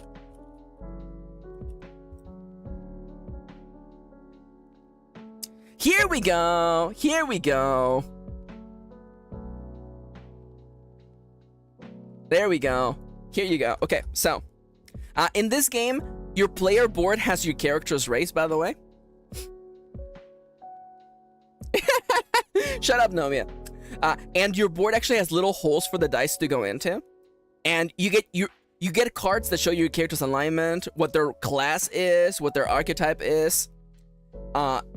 This game is absolutely fun. This is a really, really fun and unique game. And the funniest thing is that, like, when you finish, you literally have made a D&D character. And it comes with, like, 10 boards, by the way. So, like, if you want to play as, like, a halfling, or you want to play as an orc, it has all of them there. And they're double-sided, so you have the male and female side. So, there you go. It's cute. It's a cute board game. And it's definitely unique. Speaking of games, let's talk about the game that got me into playing board games. So, as the person who designed a TTRPG version of Animal Crossing and Harvest Moon, you may be surprised to know that my introduction to board games, serious board games, was through a little board game named Agricola. Agricola, of course, is a farmer or a person who works in agriculture. This is Uwe Rosenberg's magnum opus, in my opinion. That's not true, but it's fine. Agricola is a game about being farmers in the Dark Ages, and you have a plot of land that you can make buildings in. No, that sheep has a nice pompadour. That's what it does. You build buildings, you have crops, you have to build fences to keep your animals fenced in, you till the fields to grow crops in them, and you have to feed your family. This is a perfect example of a Euro game where the friction between players is not direct. I am not holding a gun to Kitty, I am instead holding a gun to the things Kitty wants. So for instance, let's say I am playing Agricola, and I need to get seeds. Every round, every player gets to make a number of actions equal to the number of people they have in their family. You start with 2, and I want to get seeds, so I put my worker unit on the space to get seeds. The thing about this game is that there's only so many places to go, and each one can only be occupied by one person. So if Kitty wanted seats, they don't get seats no more, because I'm the one who's sitting their butt in the seats space. And you'll be thinking, oh Max, but that's so cruel. Don't worry about it, because on the next round, I want to till the fields, but Kitty's already tilling fields, so I can't till no fields no more. Also, you have to feed your family, and if you don't feed your family, they have to beg. So you gain begging tokens that cost you points at the end of the game. And yes, there is in fact babies. You can make babies in this game. You lose points for every begging token that you end up getting at the end of the game. When Kitty and I played this last, we used Amiibo to represent our villagers. It was fun. I love Agricola. This is a huge box.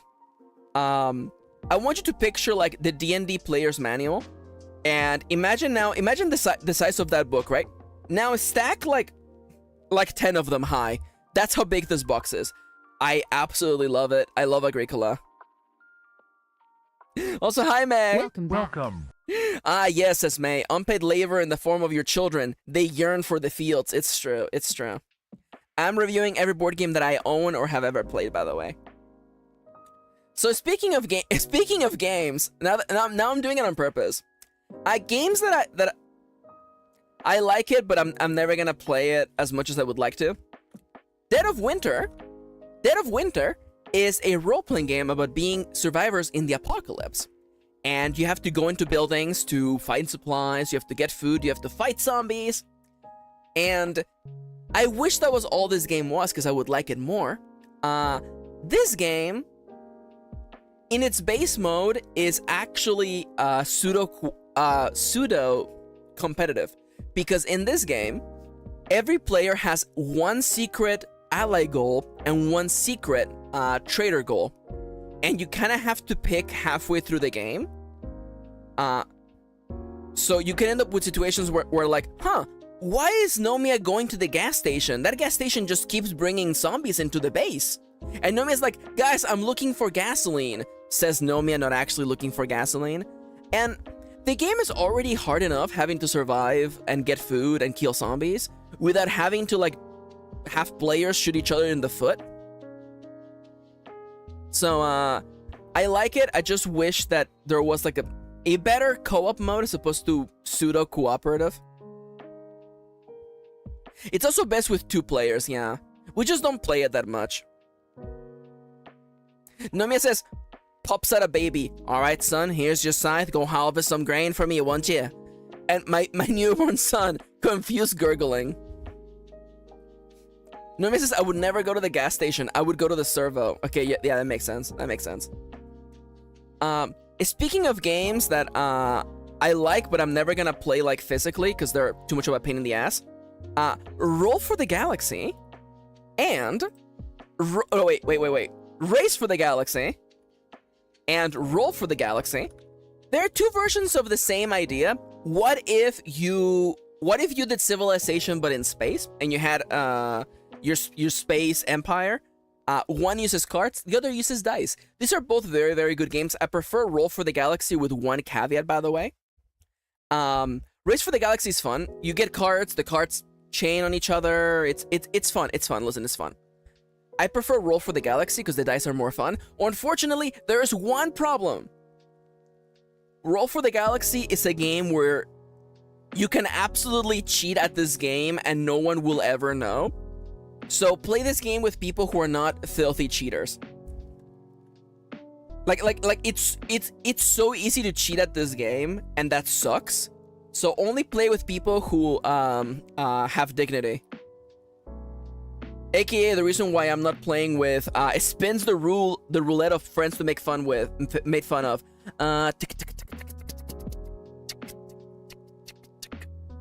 I would never play this game with.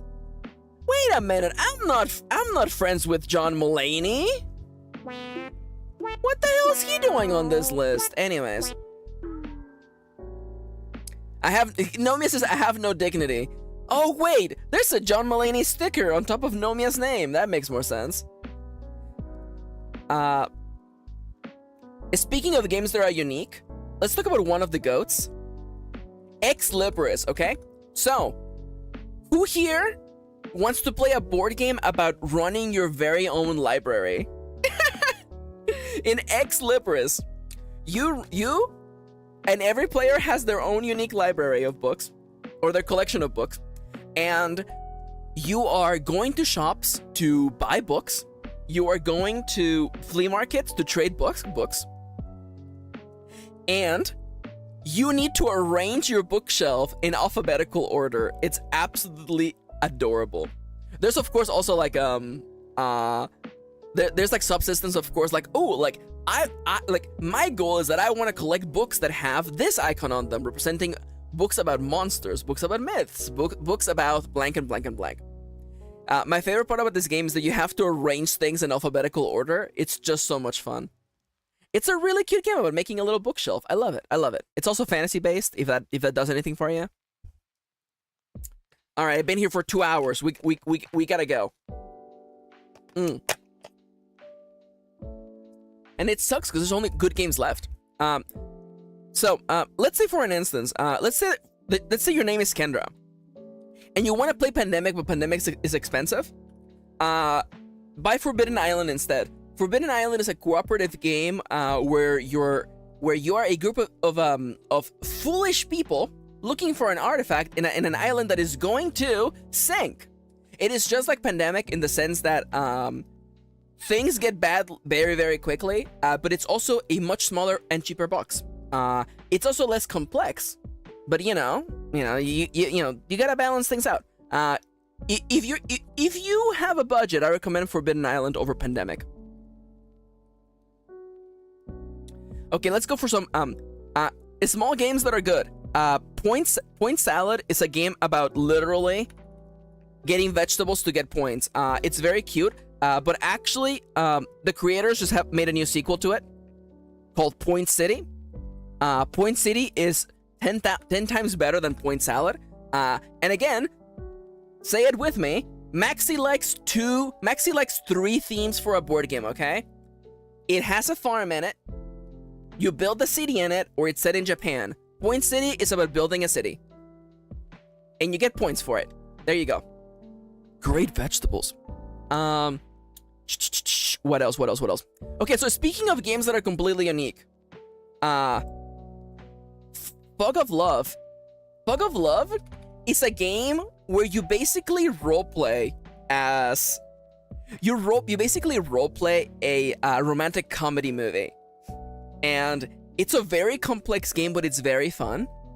This is the kind of stuff where I feel like Kitty and I could stream this game and people would have a really, really fun time.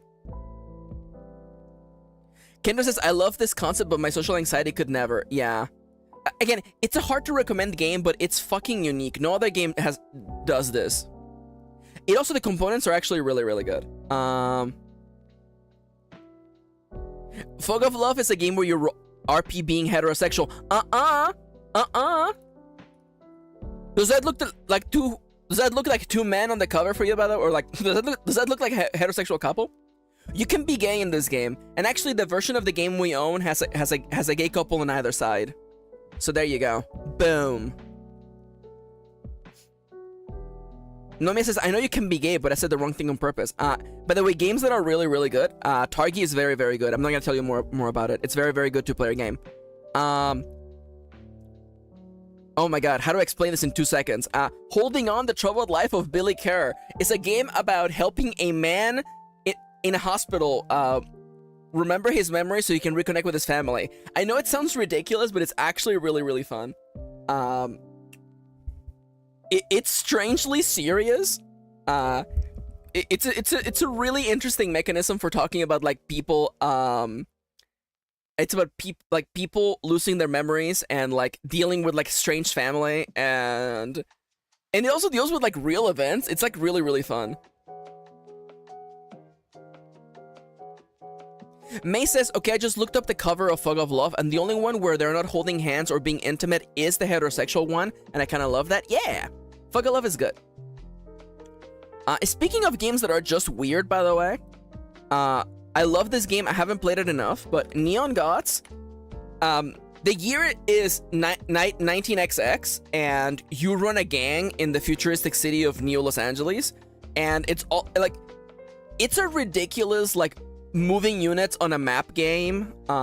It's a deck builder too. It's fucking weird. I can't fully explain it, but it's great. I love Neon Gods. I wish that I got to play it more than not at all. Now, here's a little something, okay? This is gonna be kind of weird. You're not ready for this. There is a game based on the Oregon Trail, and it's actually good. This Oregon Trail game is actually good. It does everything you need to make an Oregon game fun.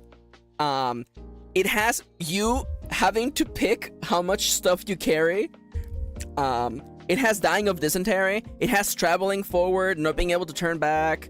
It has having to upgrade, losing family members, getting new family members. It's great. It's great.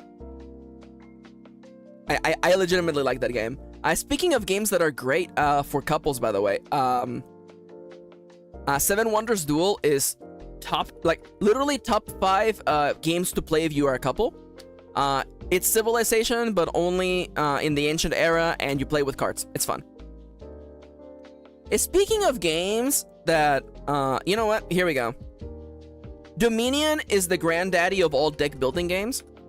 If you are ever playing Slay the Spire and you're like, man, this is so much fun, I wonder how people came up with this idea. It was Dominion. Dominion is the first deck building game ever, and it shows because it's bad. It's old and it's bad, and you have to buy 10,000 expansions to make it fun. So there you go, it's okay. Games that are absolutely goated, by the way. Oh my god. Golden Age is fantastic. Golden Age is one of the best worker placement games ever. A worker placement game, by the way, is a game where you have a number of worker units, and you place them, and you place those tokens on specific spaces that can only be occupied by a number of workers. What did I say, Stone Age? Whatever, it's fine. Stone Age is great. This is the first game that Kitty and I played. So this game only plays up to 4 players, but we had multiple people. So Kitty and I played as the same team. And before we knew it, we were playing as a couple, and we named our children. I don't know how we ended up being gay. It's so weird. It's really weird. We pretended to be a couple in this game, and now we're married. Wow, weird. Anyway, Stone Age made us gay. Max really said it's on-site to any board game that isn't Gen Z. Listen now. Let's see. A Small World is fine. I actually think Small World is more of a party game than anything else. I wouldn't play this with just Kitty. I would play this with like 4 people. A Small World is a Realtek, an RTS with fantasy races that you generate every single time. It's fun, very replayable. But it suffers from being like a dudes on a map kind of game. So again, it's not super great, but I like it. Yeah, see, Siska says, if old games didn't want to be rated badly, they shouldn't have been bad. It's true. It's true. Wait, did I not put Troy's on there? Is Troy's on here twice? Troy's is okay. Alright, so, let's talk about it. Is Basic Carcassonne is not here, huh? Okay. Carcassonne is the original game about putting tiles on the table and creating a little city. Basic Carcassonne sucks ass.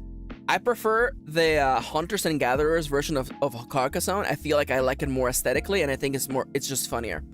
Yeah, that's it. That's all I have to say about Carcassonne. It's better. Is there another Carcassonne in here? I don't see it.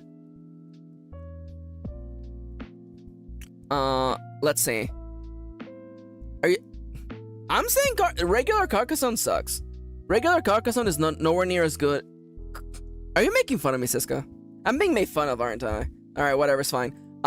Speaking of worker placement games that are fun, Lords of Waterdeep, based on the Dungeons & Dragons campaign, is actually very good. I introduced this to people who don't play board games, and they were like, wow, that is so fun. You run a guild of heroes. You send your agents around the city to do things. It's great. It's just fun. It's just fun to have little dudes doing things.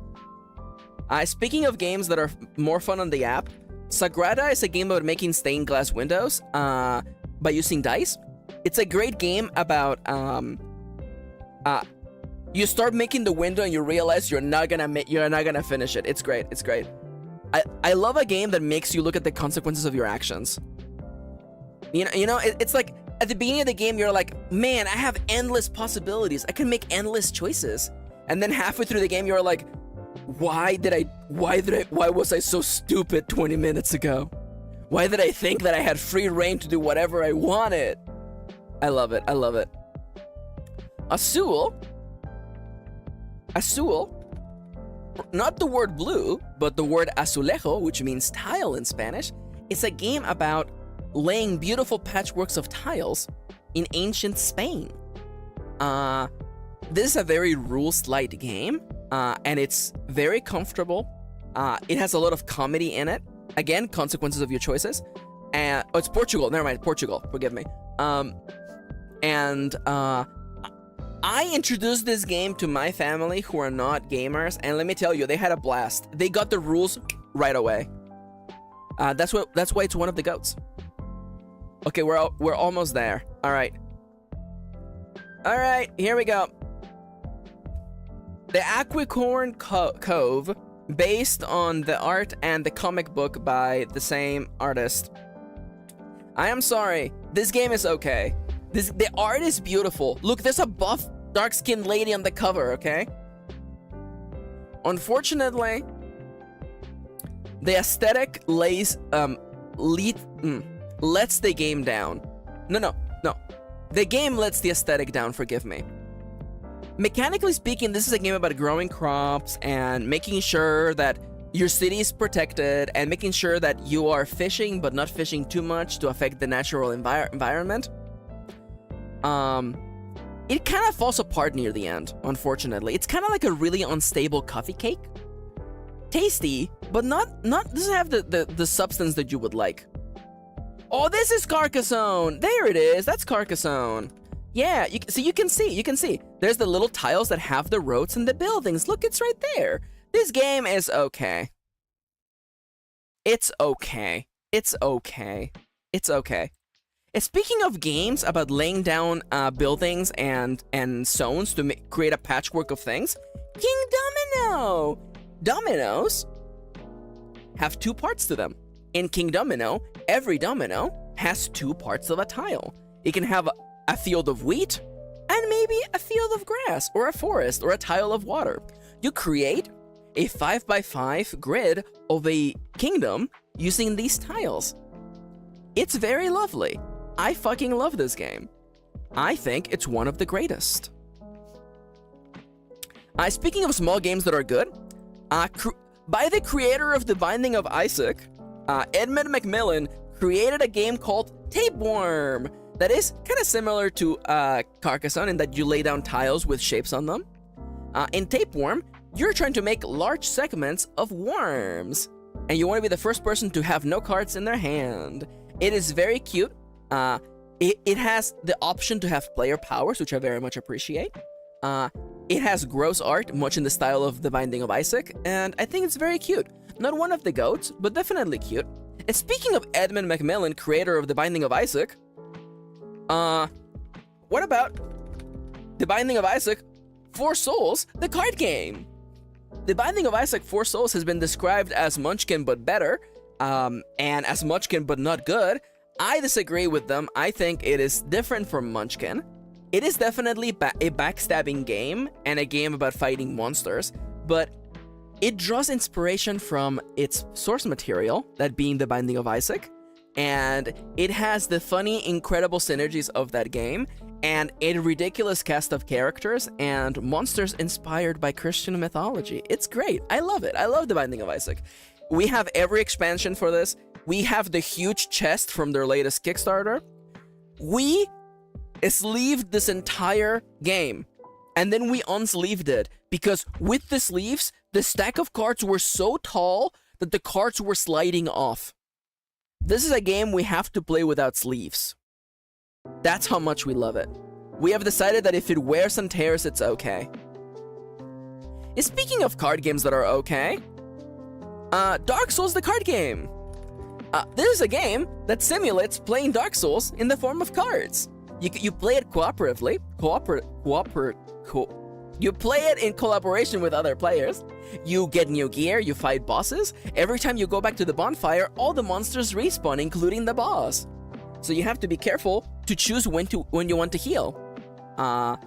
It's cute. I wish it has a lot of art from the games as opposed to like unique art. It makes it feel a little bit cheap. It's cool though. I like it. Again, it's a co-op game, you know, and the only problem is that there's a lot of options for cooperative games. For instance, Horrified, which I actually think is better than Pandemic. Horrified, particularly the Universal Monsters Edition. Horrified is a game about you fighting the monsters of the Universal franchise, including Dracula, Frankenstein, the creature of the Black Lagoon, the werewolf, the Invisible Man. Horrified is fun because of one reason. Okay, here we go, okay? The difficulty can scale up very smoothly. If you're playing with new players, you can just fight one monster.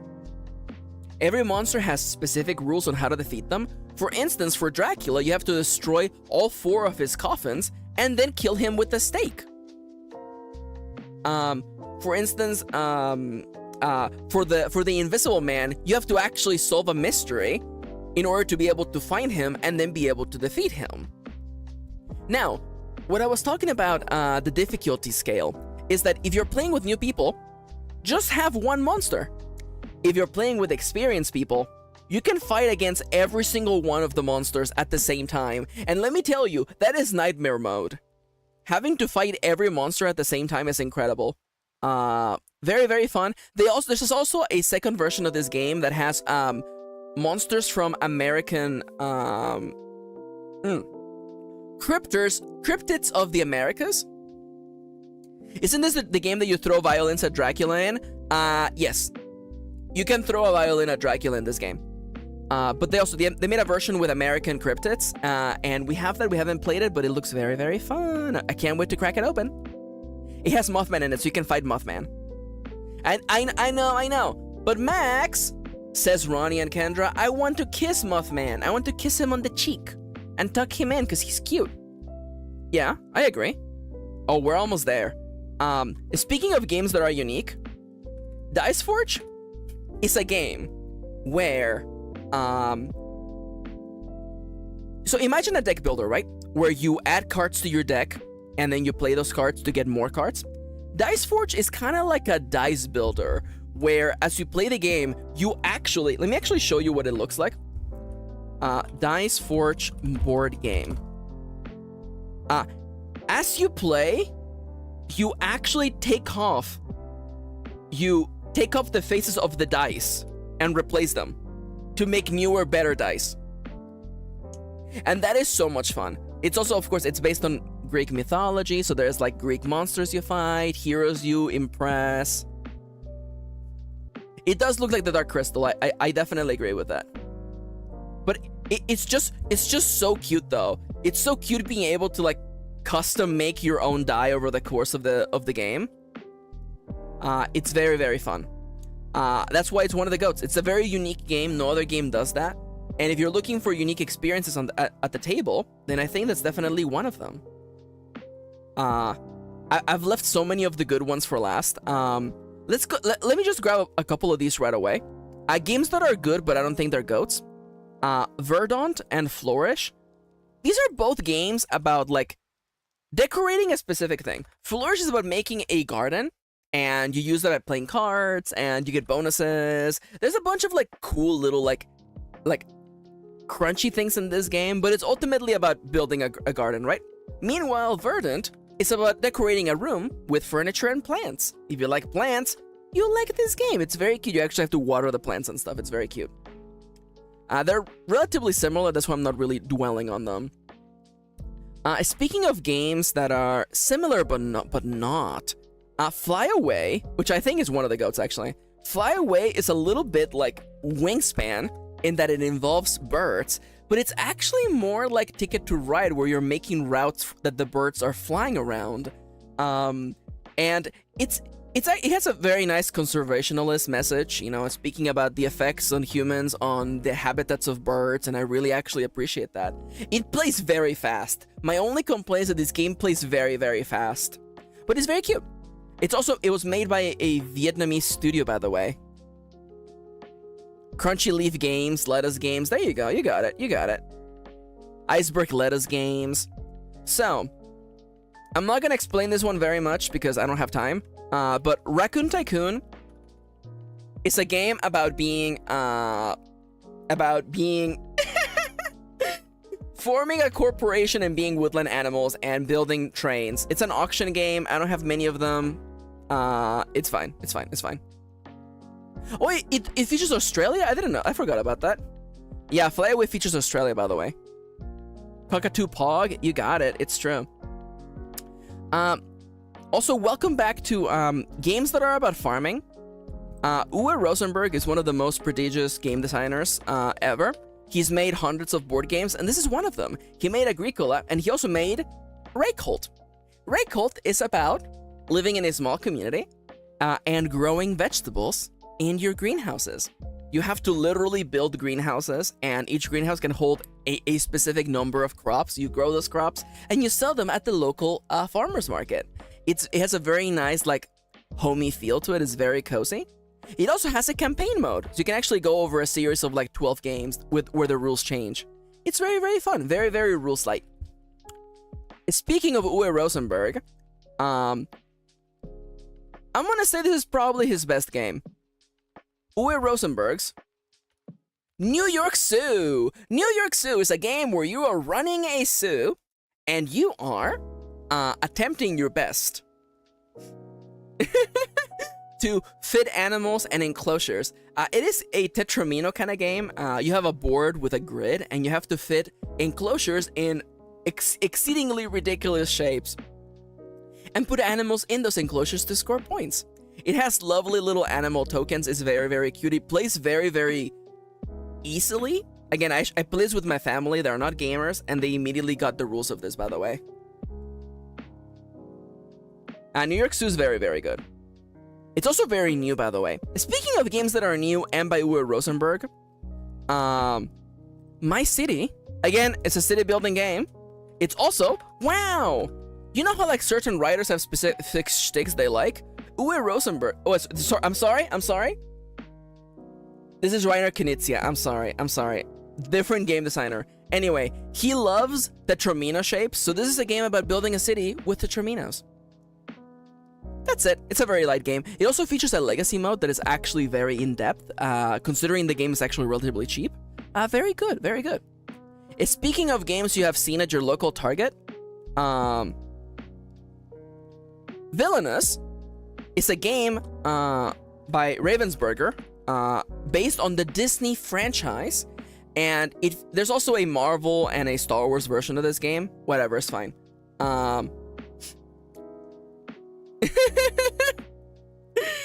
In Villainous, you play as villains from the Disney franchises, and each of them has a victory condition. Think of this game as a MOBA, except that every player plays as a Disney villain. And instead of trying to defeat the enemy's base, each of you has a specific goal. And every villain has a deck of cards that is unique to them, with their minions, their abilities, and a deck of heroes that will hinder their plans. So, as part of my turn, I can make it so I can play a card from that hero deck. It's very, very cute. I know it's Disney, but like it's actually a relatively cute game, and every villain has a different win condition that makes sense for them. I think it's a cute game. I think it's actually a relatively cute game, and the expansions are really fun. That's it. Oh, we're almost at the biggest winners. Okay, so speaking games. Okay, I'm just gonna put Oath here and not talk about it. Oath is one of the greatest games of all time. It's also a huge game, very expansive, and I wish that I had the time to play it with my friends more often, but I don't. So that's all I have to say. Oath is great. We just played this game recently. Fit to Print is a very lovely game. Fit to Print is a game where you play as animals, running their local newspaper And during your turns, you will be taking articles in the shape of tiny little tiles and placing them on a grid to form a newspaper. Every round there are specific rules, and there are rules you have to follow in the way that you want to lay the news articles and the pictures, and you can have ads as well to earn money. It's really, really cute. Also, it just came out, it literally just came out, and it has a really nice gameplay flow in that your newspaper gets bigger as you play the game. It's actually very, very lovely. Oh, and now it's time to speak about the goatiest, okay? So, Starlight Stage. Starlight Stage is a deck building game about idols. You have a talent agency, and you hire girls and add them to your deck, and you play those girls to send them out to do auditions, you send them out to do ads, you send them out to do the voiceovers in video games, and also like record songs.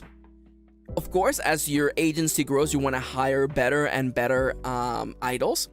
And this game is a Japanese game that was brought over to the US and the West thanks to Japanime Games. It is absolutely lovely. By the way, I'm pretty sure all of these games are in Tabletop Sim, by the way, if anybody wants to play them with me. I'm just saying, Tabletop Friday next week, maybe, we'll see. Heyo! Alright. We're bringing this game to hang out with the friends. This is one of the best party games of all time. So, let me tell you something I don't care about. Horse racing. Longshot the Dice game makes horse racing absolutely hilarious. Longshot is a dice game where players place bets on horses, and as players make actions, the horses move along the track. This is the ultimate game about facing the consequences of your actions. This game is so gonzo bananas. You can buy a horse halfway through the race. You can bet like you can Maxi, not a horse burled, excuse me. It's fine. This is just a really, really fun game. It's relatively recent as well. Like, again, the idea of horse racing is uninteresting to me. God damn it. It's just really fun. It's also it's very different to other games that are on this list too. Speaking of games that are... This is purely sentimental, by the way. The Great American Mail Race is a game about delivering mail across the United States. It's the official board game of the United States Postal Service. And it has lovely, beautiful art. And you collect mail, and you know, you're given... It's kind of like Ticket to Ride, and you have missions. You know, you have to go from this place to deliver mail. My favorite little twist that this game has is that if you ever move past another player, you can just give them mail that you have, and you transfer that mission from you to them. And that to me is incredibly hilarious. I love the idea that it's like, oh, I got this mission to deliver this package all the way to Hawaii, but I don't want to. I want to pass Kitty's space and just give them that package. Here you go, Kitty. You deliver this package to Hawaii. Bye. I love that. It comes with a little postage stamp. Sorry, postage stamper to mark your progress. It's absolutely adorable. Let me show you. The Great Mail Race. Game stamp. There we go. It's so cute! It's so cute!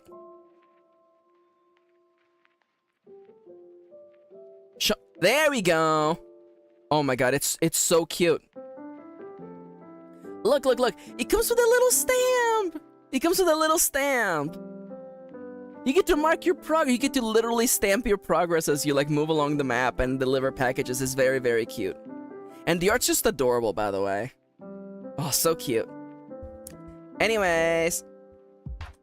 Yeah, also Kitty's parents were postal workers, so we're personally biased.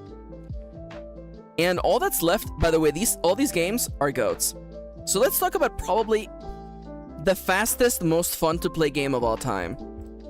Bargain Quest is a game about running a fantasy shop where you sell weapons and armor.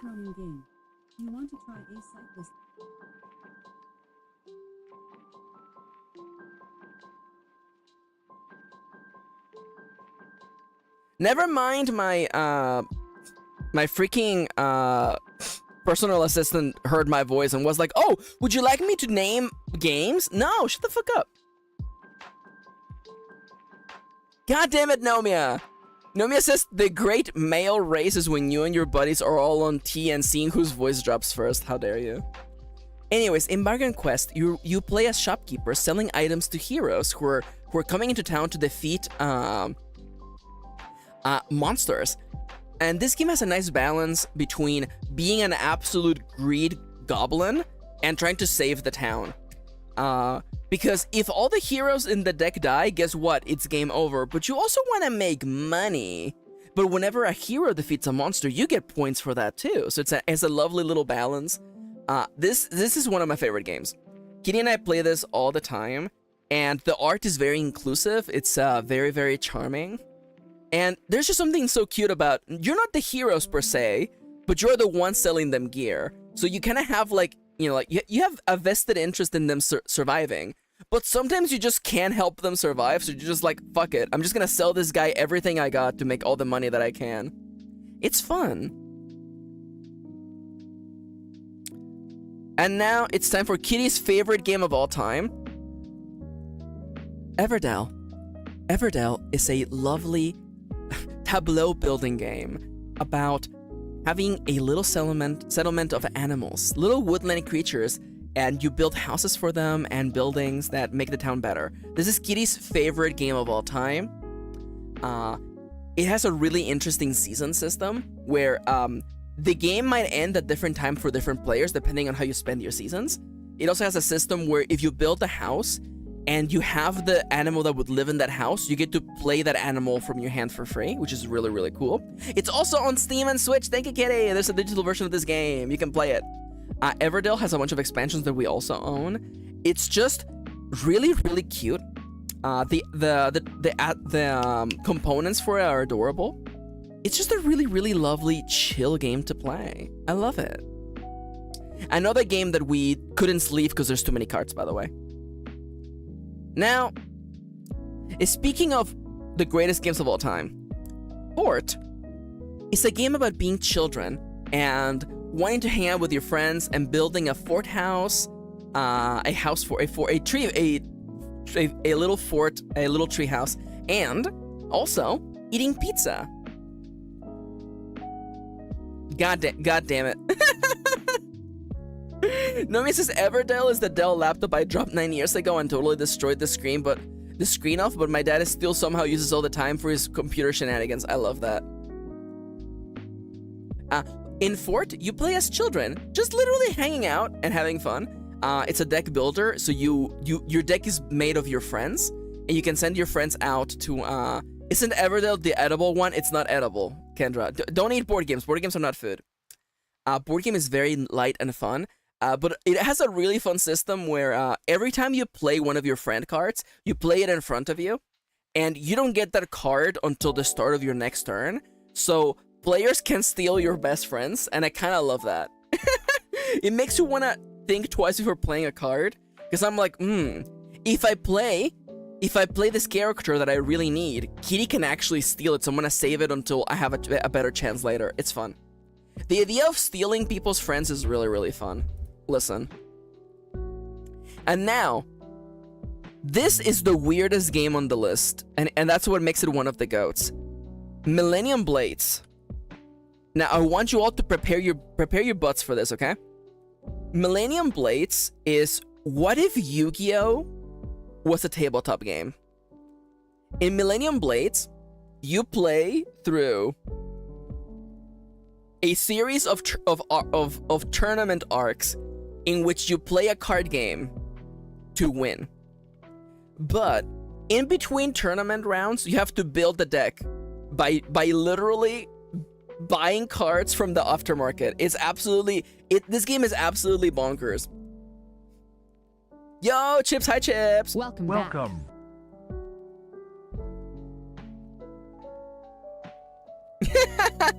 God damn it. Nomia says, you're really sending mixed messages here, Maxi, describing all these games as crunchy cereal and then forbidding us from taking a bite. Millennium Blades is absolutely... Yo, hell yeah. Millennium Blades is absolutely the most ridiculous game in our collection. I'm literally looking up at it. I have it on my shelf. It has a variable setup, so you can use different cards every time. And every turn, you have to build a deck.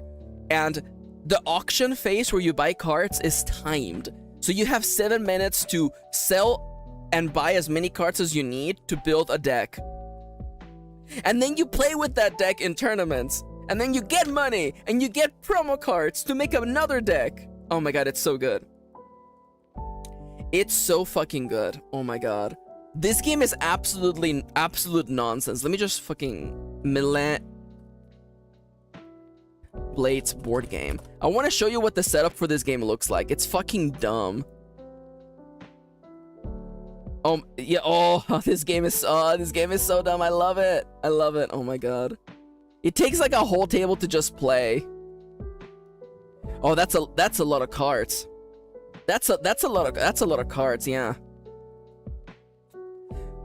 Also what I love, by the way, is that the cards are broken into sets, and the backs of the cards are the booster set that they're from, and then the front is what the card actually is.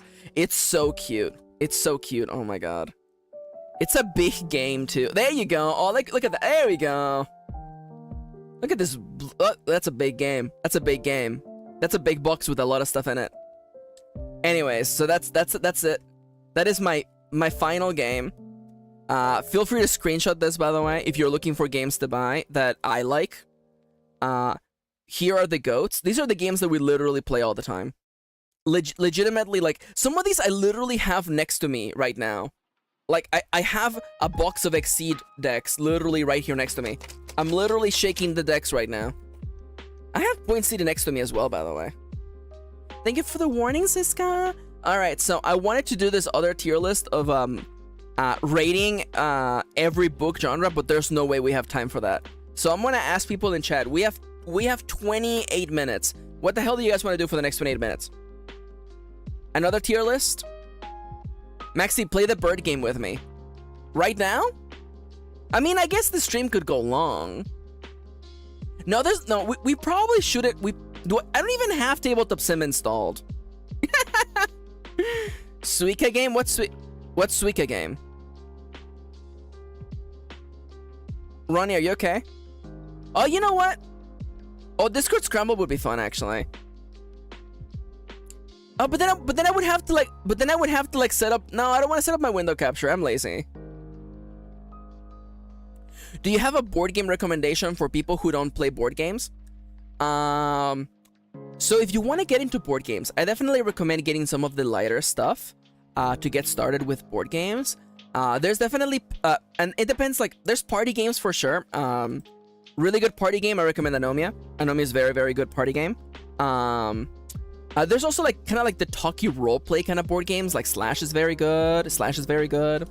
Now, if you want to play like nice mechanical games, it's expensive. It's an expensive game to get, but I think Stone Age is a really good like beginner kind of like board game. There's also, of course, Catan. Catan is good.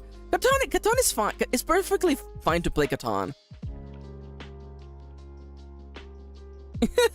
You recommend some kind of Nomia every stream. Hell, hey now. Hey now. Hey now. Splendor is also very good. Splendor is very good. Some of these are really, really crunchy, which I don't recommend for a new player to get into. Ask me later. My brain is flooded right now. Alright, so what the hell is Suika game? What the hell is this Suika?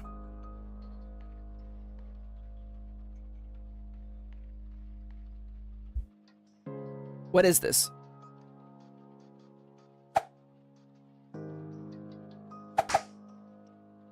Okay, yeah. I'm playing it. Is this it?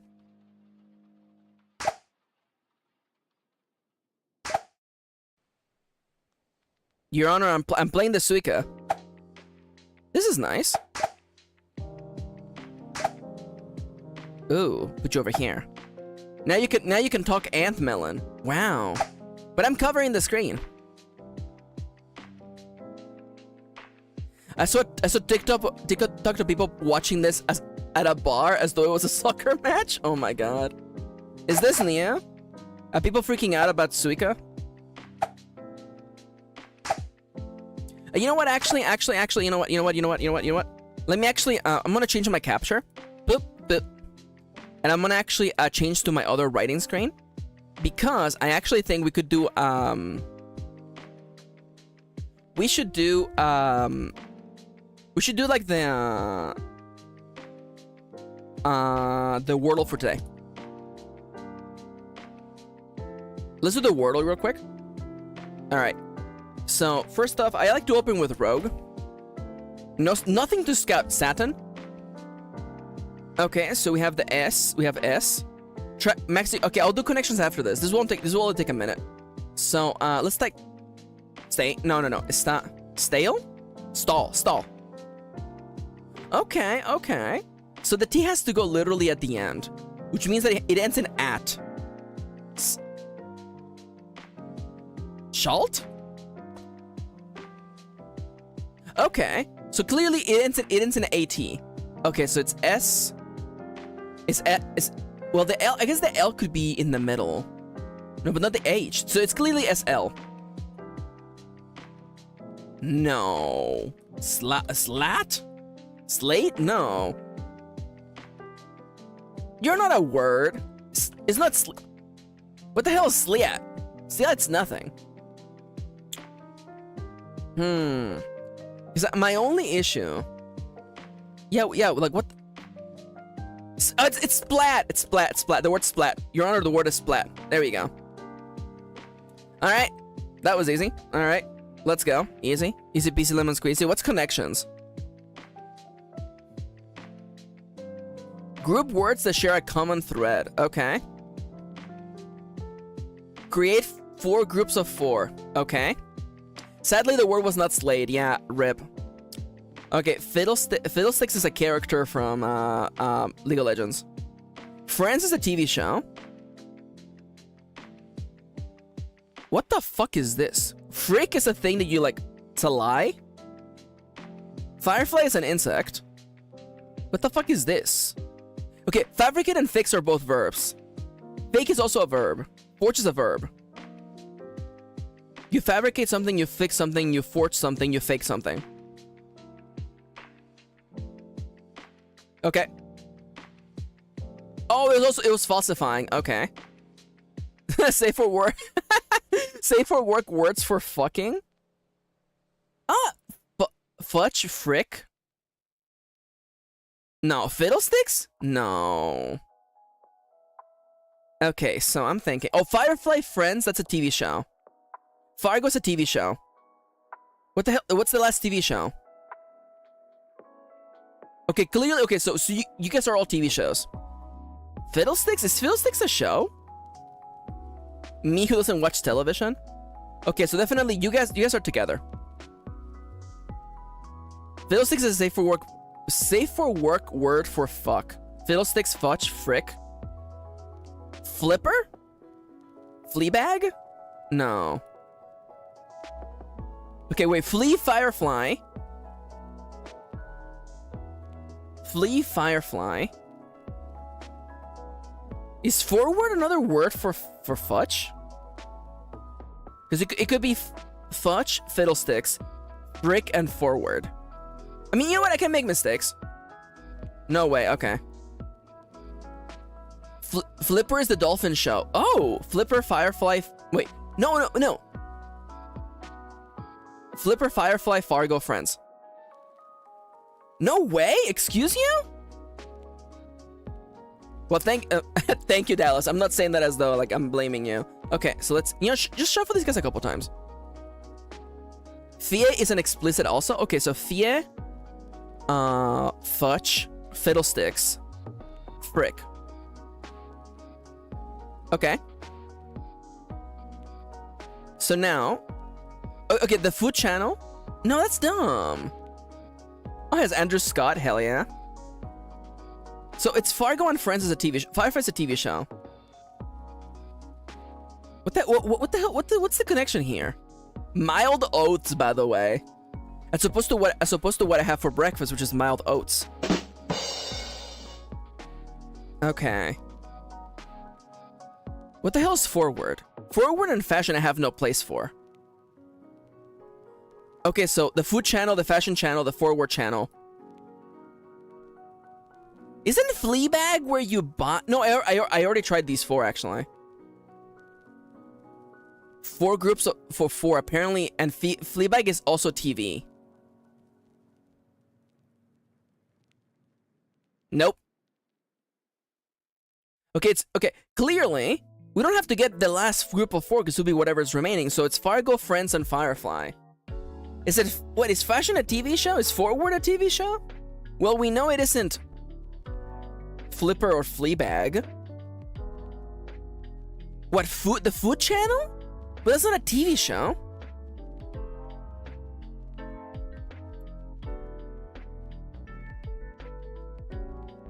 Wait.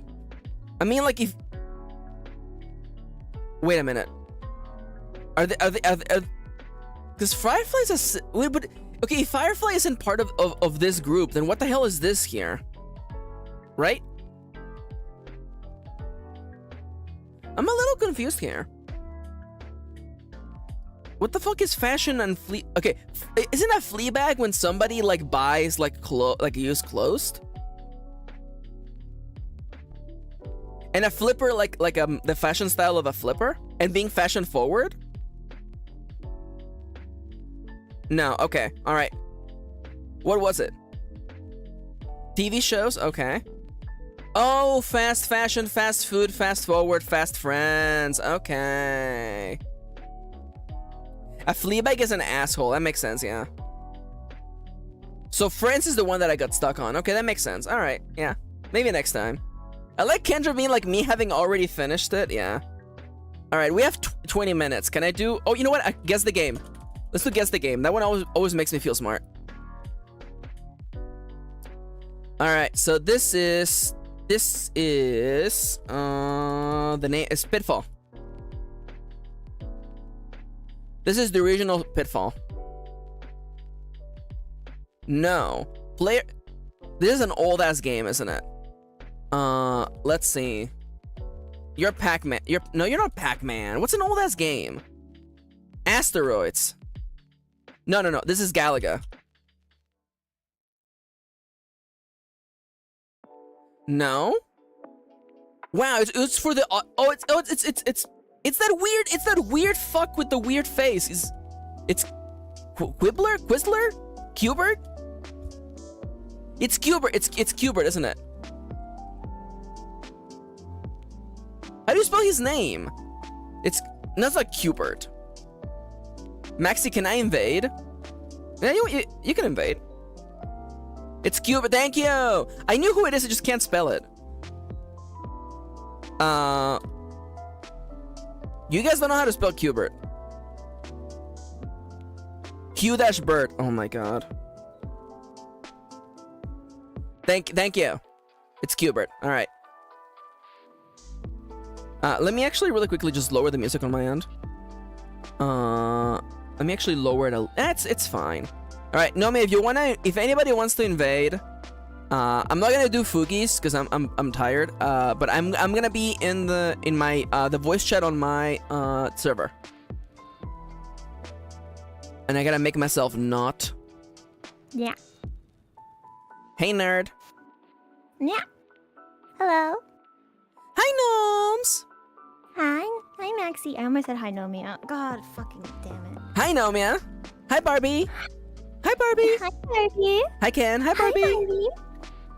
Hi, Ken. I love you, gay. Oh, good night, Siska. So long, Oh, Bowser. good night, Siska. I lied. I got Nomi in here. Oh, it's me. All right, Nomia, we should play board games another stream. Yeah, we should play board games. I need to play the bird game. I want to play the Hell bird yeah. game. What game is this? It's fucking Skyrim.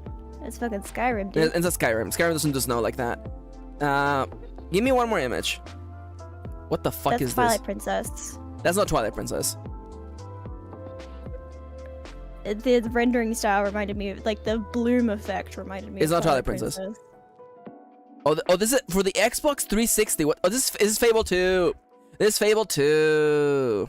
Listen, I didn't play any I got video it. I got games it. I got it. until later in my life, okay? So I don't know older games. This is Left 4 Dead, by the way.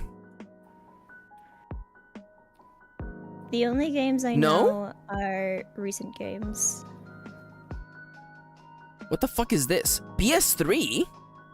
Oh my! Oh my! It's Heavy Rain. It's Heavy Rain.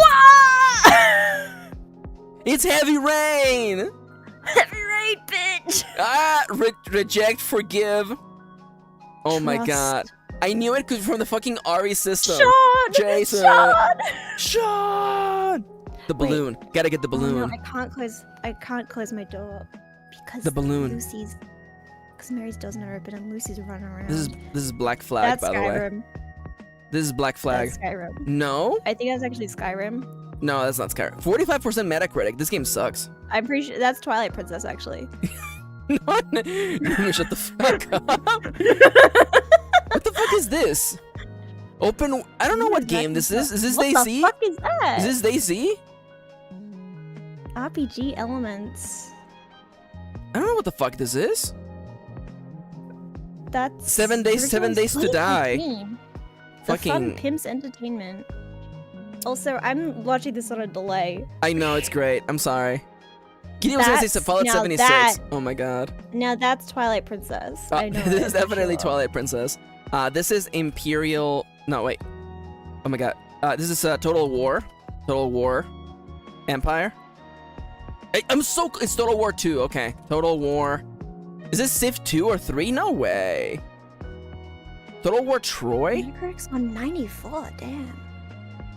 Yeah, I'll try Civilization. Sid Meier's. It's not 1. Let's try 2. Yo! Shoutouts to Dallas! Dallas got it. I stole that from Dallas. That is. Oh god. Maxie, you gotta share your screen with me or something. 'Cause I'm You know on a what? delay. This is fair. You're flying blind, huh? Let me go over here. I'm gonna stream I my have a screen. great delay. There you go. I'm gonna share. My Fugi's only half shaded. Don't come for me, okay? I don't need 60 F. I think Nomi will be fine without 60 FPS. There we go. There you go. So now you can see the guests as well. I love you, Kitty. Take care, my love. There are too many of these games, says Kendra. I think Deus is Cooking Listen. Simulator? That's fucking. No. 70% Metacritic. Give me one more screenshot. Oh, this is Surgeon Simulator. Surgeon Simulator? The second one. How do you know the second one? Because the first one is just like one shot.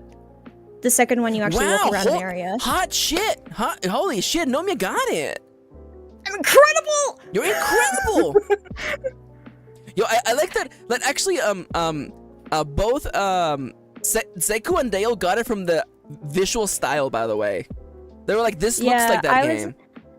Yeah, it was very much visual style and also just walking around an area. It looked like Surgeon Simulator, but yeah, the first one, there's only two like camera angles. There's the menu and then there's the surgery. This is... It's fucking Sork. That's... No. Wow, this was for the fuck, Electronica 60. What's it called?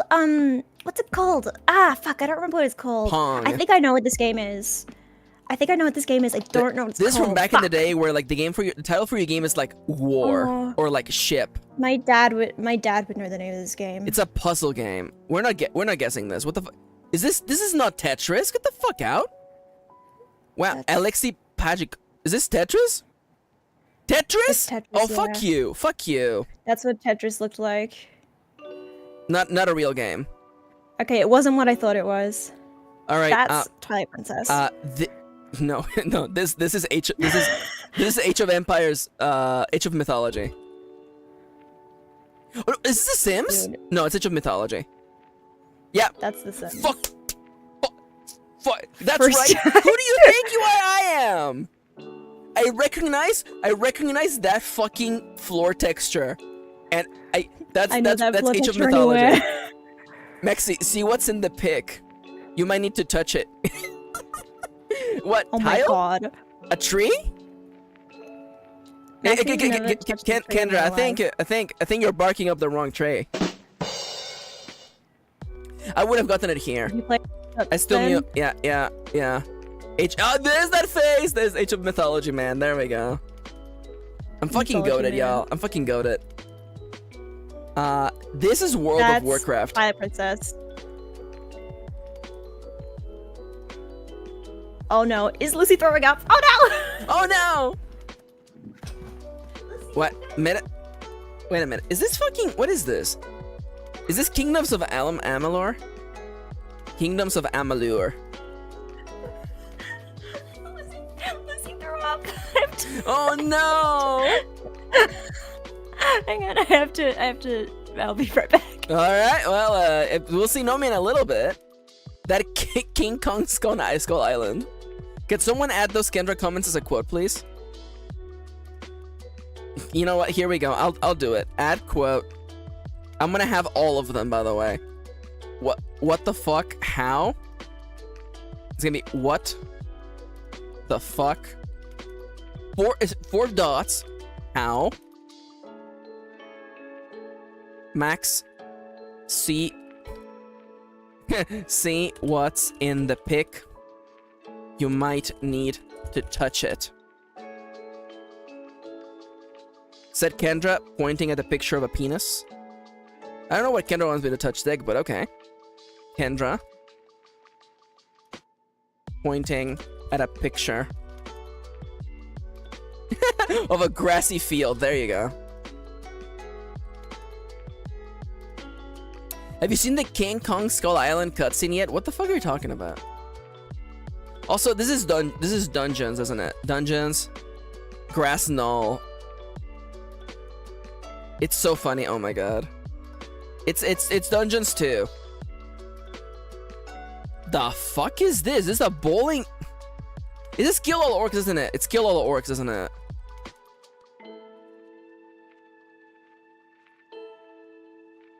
It's Kill All Orcs. Yeah, it's Orcs Must Die. I got it. There you go. Yeah, there you go.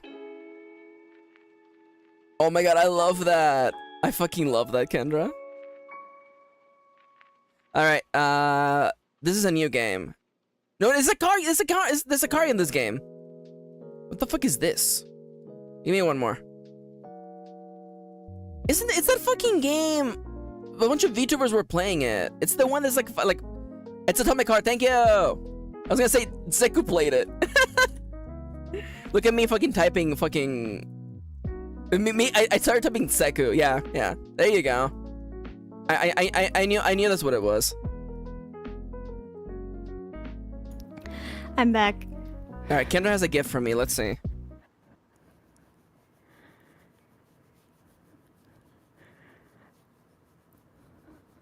Oh, it's a TikTok. What the fuck is that? There it is! Oh my god, there it is! The JPEG! There it is! Yes, we saw it! We saw the JPEG! Yes! Yes! What a great game. What a great game. Also, I have Lucy on my lap now. Sends the vom. Yes, sends the vom. That game is $39.99. Oh my god. It looks Max, like she can you ate show the grass big for video? some reason. You fucking got it, Chips. You know what? Let me just guess this game real quick. Grass. 80%. What the fuck? Is this a Lord of the Rings game? This is fucking... Oh my... Shadow of War. No, Shadow of Mordor. Mordor. Fucking Stadia. No? RPG open world stealth. This is a fucking Assassin's Creed, isn't it? Yeah, it's Valhalla. I don't give a shit. Yeah, for the fucking Stadia, that's... Valhalla. There you go. There you go. I got it. Anyways, all right. You know what? One more.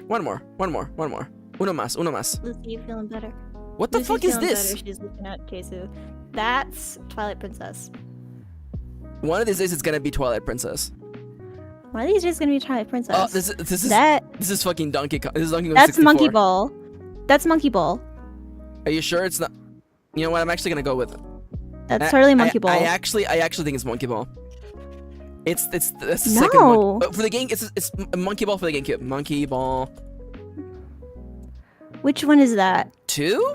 Adventure? They all have the same. They all have the same name. They're all Adventure. indistinguishable from each other. Monkey Ball. They're all indistinguishable. How are we supposed to know? Well, it was 2. We got it, y'all. It was 2. All right. How So are we supposed to know which Monkey Ball it was? let me all really the quickly. Monkey Ball games are named the same thing. I'm gonna go get. I literally saved this on my bookmarks because I know that I'm gonna need this someday. I just have to find it. Where did I put it?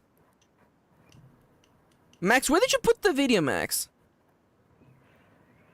Where did I put it? I'm looking at my goddamn bookmarks. Like, where the fuck is it? You know what? It's fine. I'll just go to the chat and find it. Thank you. It's in pinned TTRPG chat. Oh yeah. Thank you for understanding that I'm a dumbass. Also, thank you for knowing which video Max you were talking about because I didn't. But as soon as you said that, I was like, of course that's the video. Wait, you're ready? talking about. We need to have It the is. sound, okay? Okay, all right. There it is. If you're standing The up, man you himself. may want to sit down, okay? Because you might need to sit down to watch this video. I'm actually gonna. Yeah, Lucy, check it out. Yeah, Nomia, Lucy's sit a gonna little closer to me. Thank you, Nomia. All right. You need to sit down for this one, okay? Lucy's gonna watch.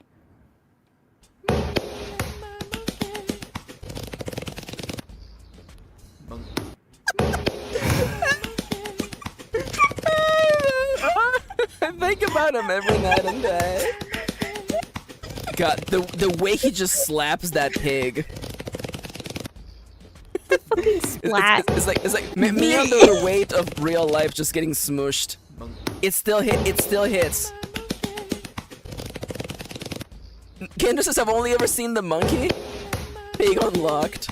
I love the slapping. The slapping really does it for me.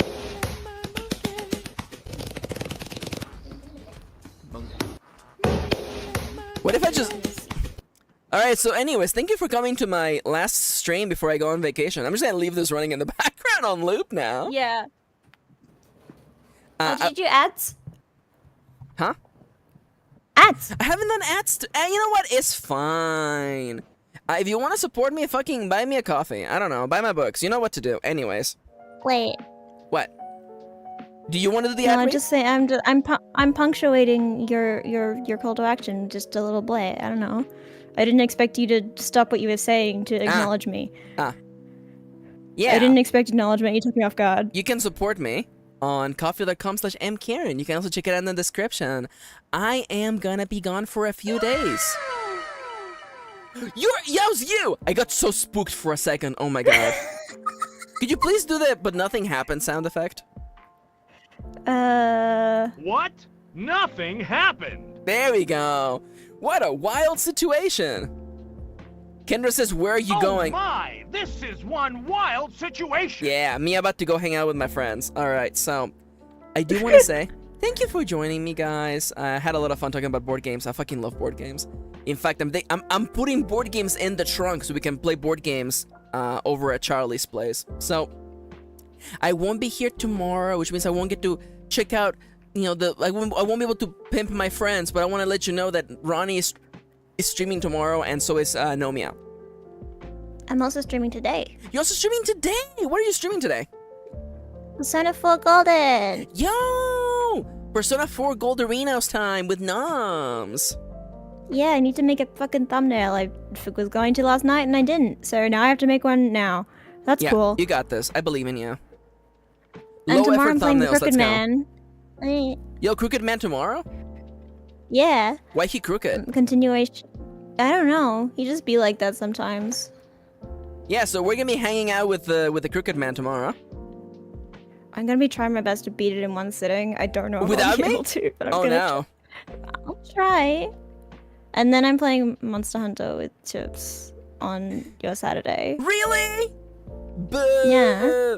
Boo! Without Okay. you. Please do watch them, by the way. I will try to boost your streams while if I get a chance to look at my phone. Ah. But yeah, I'm gonna get out of here. Thank you so much for joining me. I love you all. I'm gonna take a well-earned vacation, and when I come back, we're gonna get back to work. We're gonna have fun streams, back to variety. We have exited the Monster Blade mines, but get ready for the NaNoWriMo mines, actually. But nonetheless, I gotta get out of here. I love you all. Wait, is your What? first stream back going to be my stream? Yes. Or you Oh, okay. Yeah. Just look for My Max to first come stream back back on will my be channel. on my See? Tuesday. Yeah. If you want to catch me again, you have to catch me on Nomia's channel. Beep boop. Oh wow. Hello? If only there was a way for you to get Nomia's information on. Oh wow, look at it. It's coming up just now.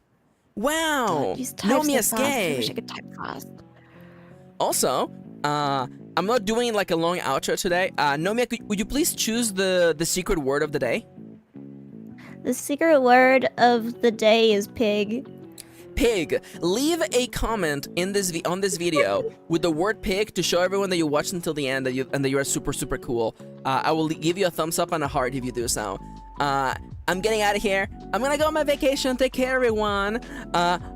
Otsunoa. Bye-bye. Bye. Okay, that's all the time I've got. I gotta get back to playing Animal Crossing New Leaf on my Nintendo 3DS.